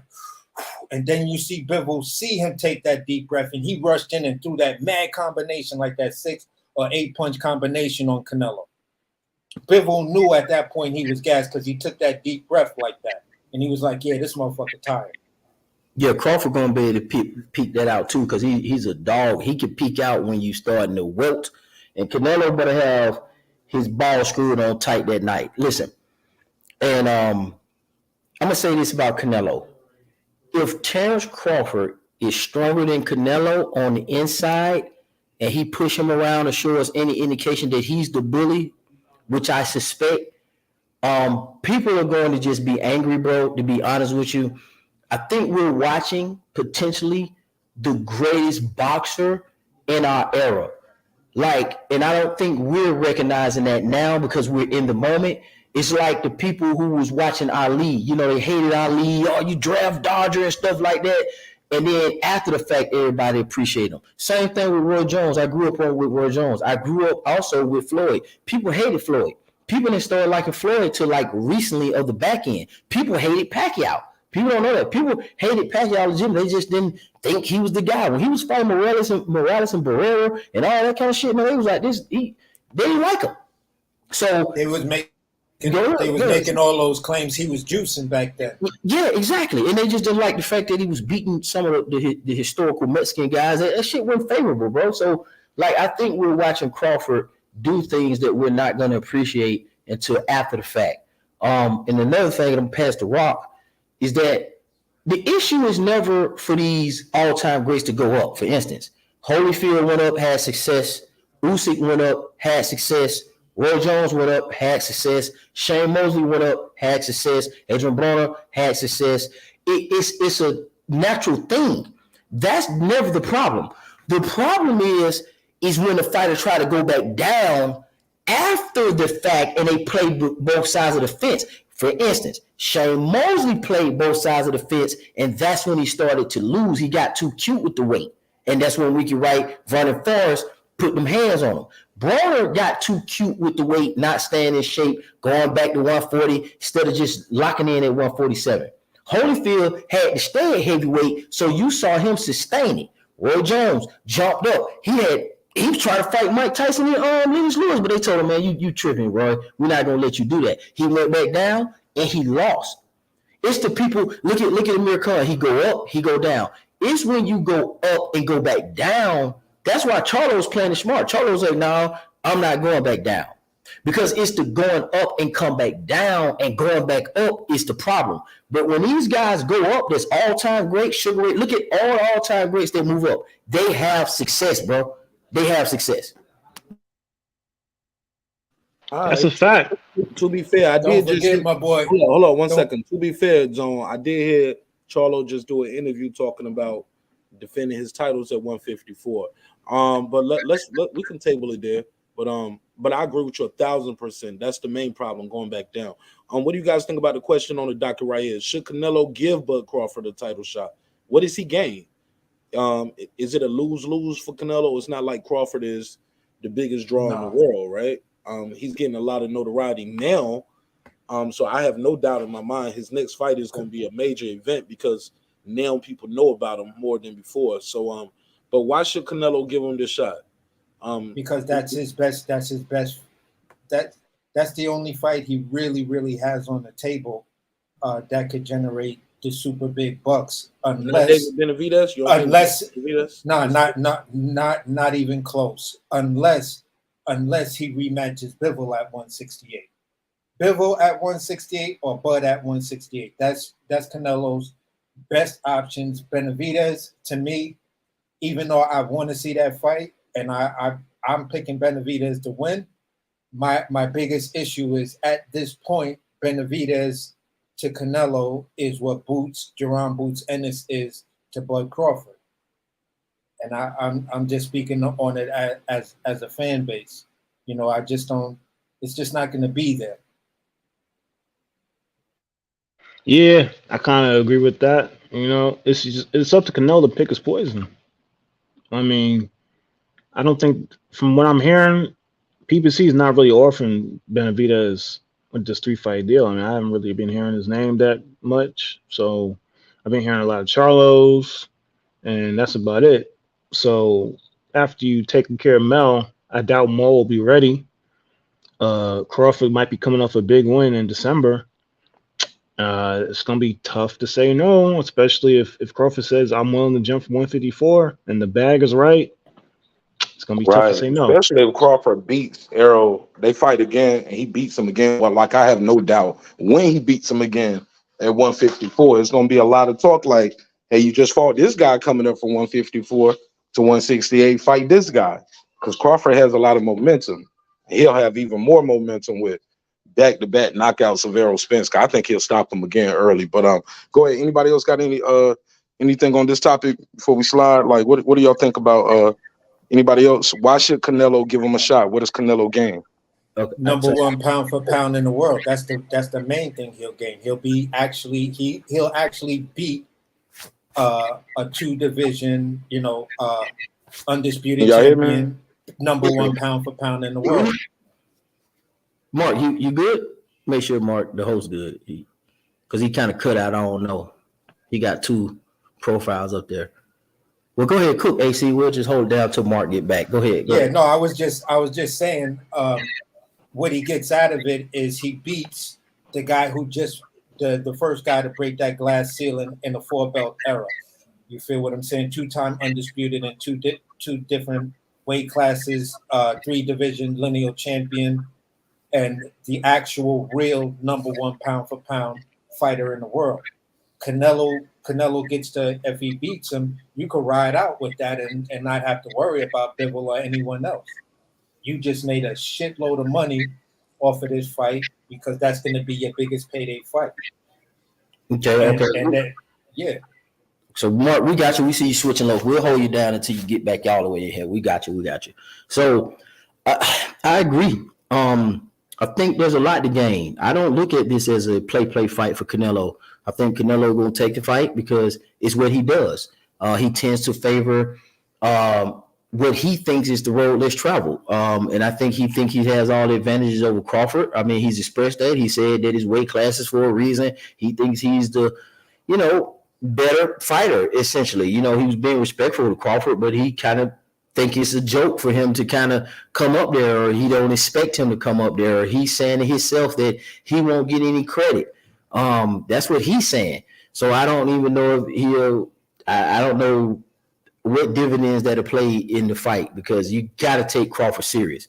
But he would be number one if he beats Crawford, in my opinion, and that's a good fight. But if Crawford beats him, we got to start looking at where we rank Crawford all time. And I think he falls. I mean, I definitely know he passed Mayweather and Pacquiao of this generation. I have him pass Roy Jones as well too. Winky Wright, Shane Mosley, Oscar De La Hoya. I have him pass all those guys. It'll be more of a conversation about where I think he falls in when I start getting to Duran and Marvin Hagler and Carlos Monzon and guys like that, the Mike Tysons and the Larry Holmes. I started ranking him up there, probably definitely top 30 for sure if he beats Canelo. Yeah, I feel like that's a good ranking right there, man. He's definitely gonna be up there. If he beat Canelo, that's gonna be 3 times undisputed. He'll definitely be the best fighter of this generation, of this era, for sure. So it's gonna be a lot of talking if he beat Canelo. And as far as Canelo taking the fight, man, that bag's gonna be there. He beats EJ twice in 1 year, and he starts calling this man out. Crawford, he ain't afraid to chase down a motherfucker. He'll chase you down. And he starts talking that talk, and he got all the media on him. He's going to every interview. He beats EJ again. He goes on that second media tour, and he starts calling out Canelo. Yeah, that bag's gonna be there. That's Canelo's $60 million fight. That's Canelo's $60 million. He's gonna have no choice but to take it. PBC gonna be like, yeah, you should take it. Showtime be like, take it. Everybody gonna be pressuring to take it. It'll be a $60 million fight, and the rematch will be another 30. If Canelo ever wanted to rematch him, and if they did the rematch would be another $50 million fight. So at the end of the day, you talking, a true $100+ million fight made in this era that's legit. That money is actually legitimately asked and legitimately made. Because you just think of the entire Mexican fan base. You feel what I'm saying? You think about the hater fan base of both these fighters, the Canelo haters and the Bud haters, and then you think about just the fan base of both of these guys. I don't see this fight doing less than 2 million, 1.8, then 2 million pay-per-views, and then whatever the gate gonna be, because this is a fight that basically gonna be made for the 1% of the 1% motherfuckers that can avoid. That can afford $20,000 for the nosebleed seats. So yeah, that's a fact. This is a fight you could put in the stadium. Yeah, they're trying to build in some stuff for Canelo already. I think they're trying to prepare for an upset while he's over at PBC. They're trying to already implement this. He's lost a step. Something ain't right with Canelo. I'm starting to hear a few excuses floating around. And I think they're preparing just in case. I don't think Charlo will pull off the upset. But I think Charlo exposes some chinks in the armor for Canelo. I think this is a tough fight, as in the power that Mel is going to let loose on him. And I think that if he fights Maul, I always thought Maul could beat Canelo. I just need Maul to be active. But if Maul come around and get a hand on him, it might be a problem. And if Benavidez get a hold of him, it might be a problem. So I'm listening to all this. He's slowing down and all this kind of stuff. And what's going to happen is, in my opinion, I think that Crawford's going to go up there and he's going to exploit the speed discrepancy with the exhaustion, with the fact that Canelo could somehow possibly be slowing down. And I actually genuinely think that Crawford is stronger than Canelo. We just have to see it. Yeah, I agree. With that 100%. I agree, 100%. Yeah, it's gonna be a great fight to watch if they could put it all together, and you know what I'm saying, because Canelo's gonna ask for anything upwards of 40 million for this fight, just for the single fight. You know what I'm saying? Being that he tried to make that weird ass comment, Bud only had one big fight in his career, it's like, all right, man, you go ahead and you go down that road if you want to. And you talk that kind of shit and make that dude angry. Don't do that, Canelo. Just be respectful. Keep it about boxing, and y'all can make a great deal. But you don't want to make that man angry and feel like he's got something to prove against you. It's too late for that. Once you say one thing, you on the chalkboard now, homie. So it is what it is now. Man, Crawford is. It's some people, man, in life that everybody has this in whether it's your family or a guy you went to school with, or it may just be you or your dad or your grandpa, somebody, your uncle. It's some guys, man, that's built for you not to fuck around with. Period. And Crawford is just one of those guys that lives the fighter lifestyle in addition to having those skill sets, man. I be trying to figure out, like, okay, where's the chink in Crawford's armor? And the only thing I keep coming up with is somebody catch him with a lucky fucking shot. I can't think of any breakdown that makes sense from Canelo, Jamil, Andrade, Boots, Keith Thurman, anybody from 140 to fucking 168. Specifically Canelo at 168. And I'm not talking about Benavidez and Plant and all them kind of guys. I'm talking about up to 68 for Canelo and even at 160. I can't see a game plan that you could construct that beats Crawford. He's just too strong, consistent, and good. And he does everything he's supposed to do out the ring. He doesn't drink. He doesn't smoke. He stays with his family. Even when he's in his leisure, he's doing something active and dangerous. And he's just one of them guys, man, that he's just not the one to be fucked around with, man. That's how it is. That's his life for some guys. Yeah, the only deficiency that Crawford has is he's susceptible to wide punches, but nobody boxes on a high enough level to exploit it enough times to want to fight against him. Yeah, it's a really tough matchup for a lot of these guys. And the times he got rocked, he was young. It wasn't like anybody rocked him or we ever seen a fight where he was truly in danger. Like he got hit and stumbled back up against the ropes and shit like that and had to put his head down and try to wrap the fighter up. That's not what we've seen from him. So but that's the thing. He's like Mayweather. Like you'll get a good shot off of him, but it's gonna be few and it's gonna be very few in a fight. Exactly. That's not enough to win the fight. You'll be one of those guys that go down in history like, I fought Bud Crawford and I caught him with a good shot. Yeah, but how did the fight end? Oh yeah, he knocked me out. That's a fact. You feel what Nobody boxes that high enough level to exploit that like repeatedly. And you got to be on like a legendary level to get them kind of openings against him. Because once you do that a couple times, he's on to you, and he's waiting. Here's the thing. There's this thing that's out. The boxing 6 commandments, the 1 to 6. From what I hear from people that was in B&B, that go to that gym and shit like that. That's the thing that was drilled into Terrence Bud Crawford. And when you look at a lot of his fights, you see he still does that. And they talk about dudes who are Mr. Fundamental and shit like that. I'm like, that is the fundamentals of boxing right there, that 1 to 6. Just because you throw a fucking jab or you could throw a hook, that doesn't mean you're Mr. Fundamental. You feel what I'm saying? That just means you're a limited fighter. There's a difference in being fundamentally sound and being a limited athlete. You feel what I'm saying? Michael Jordan was fundamentally sound, which made him a great athlete. Same thing with Bo Jackson and Deion Sanders and the rest of these dudes. They were fundamentally sound, which made them great athletes. Bud Crawford is super fundamentally sound, which makes him a great athlete. I just look at it that way, and I just find it hard for anyone to argue that point. Oh, but Errol is Mr. Fundamentals. No, he's just a limited fighter. You gotta understand the difference. And on top of that, not only is Bud fundamentally sound and super athletic, he's super instinctual. He can do something without even thinking about it. The game plan can go out the window and he'll still figure you out. And that's a tough matchup for anybody, man.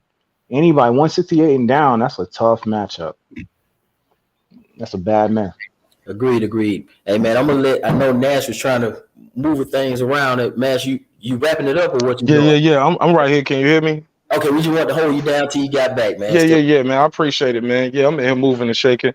But y'all was having a good cook session, man. I ain't want to just cut everybody off like, hey, party's over, nigga.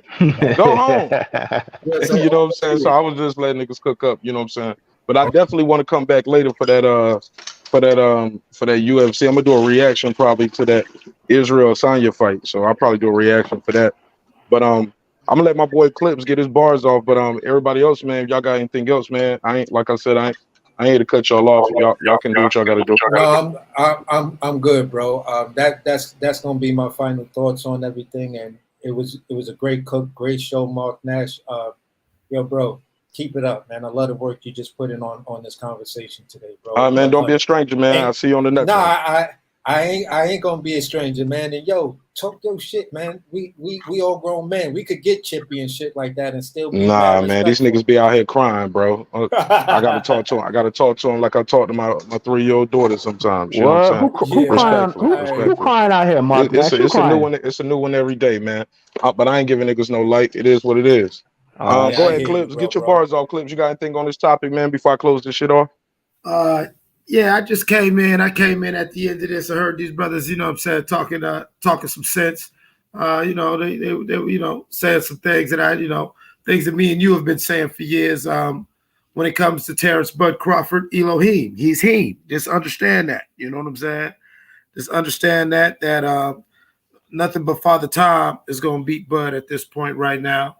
I agree with what the brother said earlier. From the 160s and down, you're going to have to show me. You're going to have, I don't care how good he is or what the numbers will look like. You're going to have to show me. There's certain things that Bud has always shown. I heard someone say he's instinctual. He's constantly processing data to where, you might see, he got hit with this jab or he got hit with this punch twice in a row. By the third time he throws it, it doesn't connect with Bud. It might glance him or Bud will completely slip it and counter it. Like Bud's processing information at such a high level. And honestly, no disrespect to the Roys and the Floyds and the people that we've seen, at least my generation, my age group, we've seen the Sweet Peas and all like that. Bud's really doing some shit we haven't seen yet. Clips. They coming for you, Clips. They about to come for you, boy. They coming. It's blasphemy. But they're going to say you blasphemous now. I mean, hey, they call me a heretic because you know what? We haven't seen this before. You know what I'm saying? I saw Roy do some great shit. I've never seen Roy struggle for 20 seconds.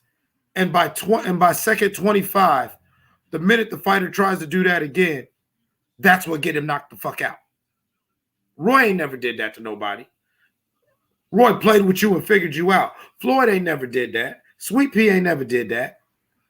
Like, this works for you? All right, well, let me go and get you up out of here. I think one of the brothers said that earlier. It's like, you got fighters right now, their whole highlight of their career is, I caught Bud with a good punch. But what happened afterwards, motherfucker? Like, people aren't talking about this. We're still tripping on saying stupid shit. He ain't fought nobody. Spence was weight drained. The dog gave him homework. All this little goofy shit. Like, no. It was Victor Conte and Snack. It was Snack, bro. It was that Snack juice. Yeah. Like, Bud ain't been knocking niggas out, bro. Only 9 niggas saw the final bell, bro. Like, this what he do.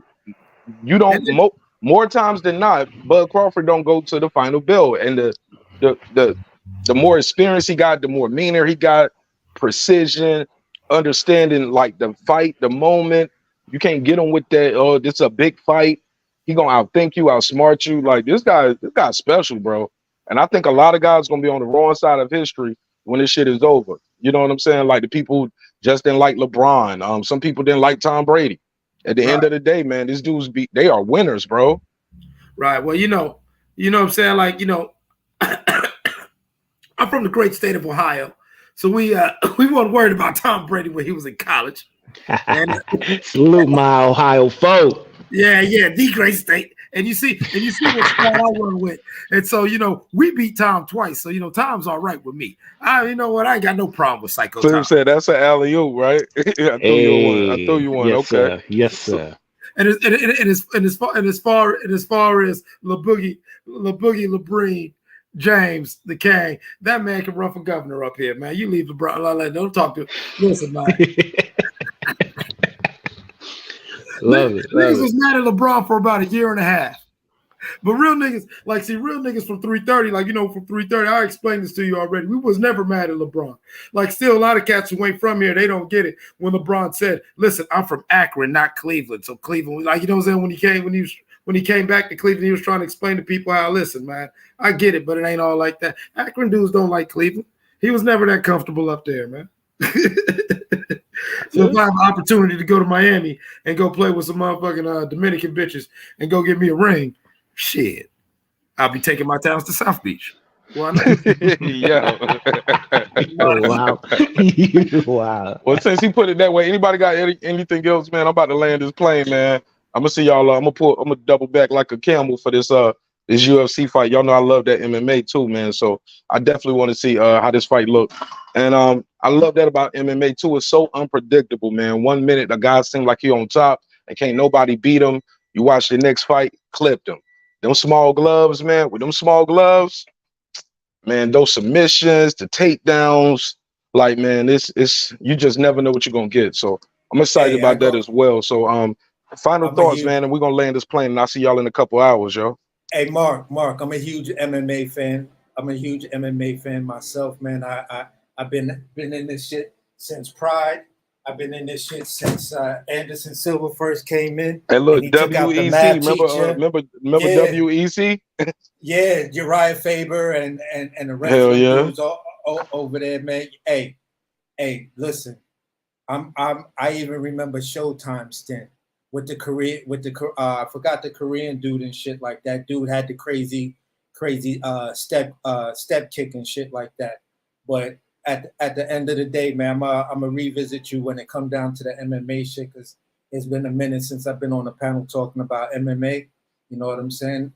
And again, great show, man. Salute to everybody on the panel. All right, don't be a stranger, bro. I appreciate you, man. Oh yeah, not at all, man. You know, got anything you want to plug and promote? You got a channel, a podcast, clothing line, a restaurant, trucking company, fish fry? Hey, at the end of the day, we ain't gonna never forget that fish fry. We gonna treat that shit like 9/11, nigga. We'll never forget. It's a holiday now. Every year, July 29th. I'm never letting these niggas forget. We gotta get the t-shirts made. The Great American Fish Fry. Where were you? Did you enjoy your fish dinner? Absolutely. Yes, sir. Whenever they get the date for the next one, we're gonna get the more fish shirts popping. For sure. Go ahead, AC. Plug your channel or anything, bro. You got a channel or something? At the end of the day, my channel is Airsofter and Chef. You could see all kind of high level cooking on my shit, but I kind of do it at the shit, we got another cook over here. You got to compete, man. I got to see what you got, man. What's your plug it in? You say Airsoft? Airsoft and Chef, because I do play the airsoft shit. It's like paintball, but it's with a little hard ass fucking BB and shit like that, plastic BB, and you use real replicas. Of fake soldiers, shit. I get it. For sure. Call of Duty. For sure. Fake soldiers, nigga. I'm a real soldier, nigga. Respectfully. So at that, nigga shooting BBs. I get PTSD flashbacks watching y'all niggas play that shit. I'm like, man, I'm going in the house. No, I'm on the competition side of it, the Speed QB side. Oh shit, y'all niggas out getting paid. But all right, well, cool. So I'm gonna check you out on your channel, man. I was just talking some shit. I ain't mean no disrespect with the face. No disrespect. No, it's just jokes. It's just jokes, whatsoever, bro. Man. No disrespect. All right, well, man, I'll see you on the next one, bro. Don't be a stranger. Yeah, for sure. Cause you got a long outro. Go ahead, Zone. Plug and promote your channel. Hey man, I'm Zone 6 Sports, man. Y'all know where I'm at, but I always come in to support Marq Nash. The key is to keep coming back to this channel, everybody channel. But man, this is a clean channel. Mark is one of the guys that I always reach out to when it's time to organize something. His channel is clean, it's fluid, it's the best out there. No disrespect to nobody else, but his presentation, his graphics, everything is organized, concise, and clean, just like a Georgia boy should have it. Shout out to Georgia and my boy Marq Nash and everybody that was on the panel. Subscribe to my boy, like it, share the video, start sharing the videos, man. Y'all got these fucking group chats, you know what I'm saying? Y'all got these girls you talk to, man. Put them motherfuckers on to the damn shit. You make them watch something, make them learn something.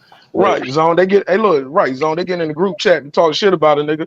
Get in the group chat and share the link as well. Hey, look, tell people when you go live, and man, when they can check you out, man, because you cranking up right now. You about to get into this football shit. You talk that boxing, but I know you big on your football. Yeah, we did one today, man. That shit lasted 5 hours because we got lost. But listen, I caught some of it. I caught the part when you was talking about the Chiefs game, and then I think at one point y'all was talking about somebody might have brought up Dion at one point too. I think later on. We ain't bring up Dion today, but we're gonna do. Okay, I might have missed that. I might have got you mixed up with somebody else on that part. But you did talk about that Chiefs game today, though. Yes, that's absolutely right. Shout out to the Chiefs.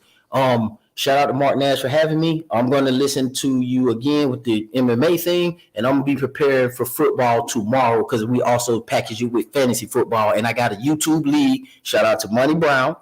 Shout out to 513. Shout out to Young Billy Boxing. He's in the league as well, too. So shout out to Big Zach Hill. He come through on the YouTube Boxing Talk. Shout out to those guys, man. I'm out. Yes, sir. Appreciate your time and energy. Go ahead, John Norrie. I'm about to say Major Clips. About to call you Major Clips. That guy Clips. John Norrie, y'all close this out, man. Take us on, man. Y'all final thoughts, plug and promote anything y'all want to plug and promote. Yeah, I think I done gave all of my thoughts. But anybody that be on the Instagram, I'm a musician, play guitar, rap, write, do a lot of creative shit. Follow me. Hold up. I'm gonna let you close it out then with a freestyle or a verse or something. All right, go ahead. All right, so Clips, go ahead, Clips. You go and close us out. Give us your final thoughts and plug and promote your clothing line, your channel, anything you want to plug and promote. I'm gonna let John Norrie close us out with a verse, man.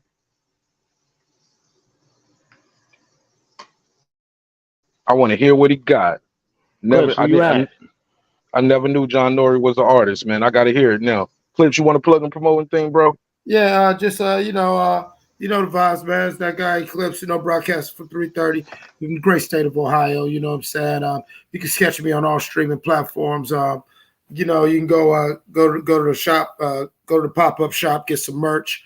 And most importantly, man, like, subscribe, become a member of the illest motherfucking neighborhood on YouTube. And that's over here, right here on Breaking Beats with my brother Marq Nash doing crazy things. Hey, appreciate it, nigga. That's love, boy.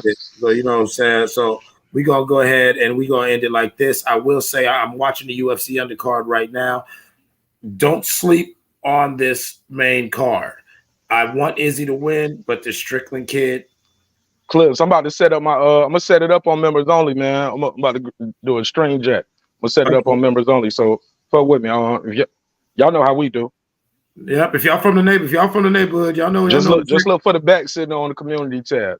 But go ahead, Clips. You got a verse? You want to do a verse before John Norrie? I know you're an artist as well. You want to? Oh man, you want to spit one? No, man. Look, I ain't never let the young man get his shine on, man. Okay. All right, go ahead, man. Spit one. Go ahead. That nigga trying to cook you, Clips. He said you ain't no comp. Go ahead. He said you ain't no comp. You heard that? He said it ain't no competition. Yeah, I mean that sounds. Look at the cameraman. Look at the cameraman. Come on, man. Y'all know. Hey, look, low key, man. Y'all know Lloyd Banks subscribe to the channel, man. You never know if he watching your verse, man. Go ahead. Yeah, Lloyd might get a feature. Go ahead. Go ahead, man. Do your thing, man. Hey. Black, white, mahogany, color boxes crowded me. Realer than the movie and Malcolm X's biography. Still ain't no doubt of me. Still ain't no around of me. Know who the best one sec. Yeah, probably. Think twice. Lose your body. Feeling nice. Living naughty. Tuition high. Fuck school. They don't want me. Society kills a kid. Let them haunt me. Why? Because I don't want to die. I don't want to die. I don't want to die. I feel like this and I don't know why. Waiting for a spaceship pointing at the sky. Looking at the thunderstorm, God never cries. If he was one of us, could you see it in his eyes? At his train station, reading Lord of the Flies. Staring at my email, waiting for replies. I'm playing A, B, and C. Step aside, this is do or die. Living for the day, I'm pulling up with the suicide. Coincide when we YOLO up in the city side. Date with the night 2 o'clock, I was feeling right. They take me back home with a pain high. Moments in the life when I wish I could talk to God. Say it out loud. If I go before him 25 times, hella fly, I'd be hella fly. Hey, There you go. There you go. Shout out. I fuck with All y'all. right. I fuck with y'all. Next time, All bring the right. guitar. Y'all be easy. Okay. I'm gonna hold you JON to that. I want to hear under. that shit. Yeah, I want to hear that. Yeah. Hey, yo, man, put your IG in the private chat, man. I'm gonna check you out. Yeah, and tell everybody out All right. loud, what is your Instagram again, John Nori? JON_NORI. John Noy. All right, we're I'm gonna a check you out. We're gonna check you out, bro. I'll see you on the next one, man. See you in a couple hours, all right? salute. All right. All right, Clips, let me get this girl this food and set up this screen so we can watch this MMA card, bro. All right, peace. Peace. Love y'all. Hope you love yourself. If not, guess what? God loves you. So does Marq Nash in the neighborhood. Yo, shout out to Beyond the Ring with no need to and Rachel Donaire. All right. Nick Rich said that's what's up. She said somebody Elijah said we'll see Boot Singers calling out Bud. Call him all day. I don't think he's gonna pick up that phone right now. He trying to fight Canelo. I don't think he's going back to 147. All right, man. It's your man Marq Nash breaking beats. I'll see y'all on the next one, man. This was a pop-up one. Yeah. That's why you gotta have them notifications on. You never know when I'm gonna pull up and pop out on you. Pause. All right, I'll see you in the next one. Peace.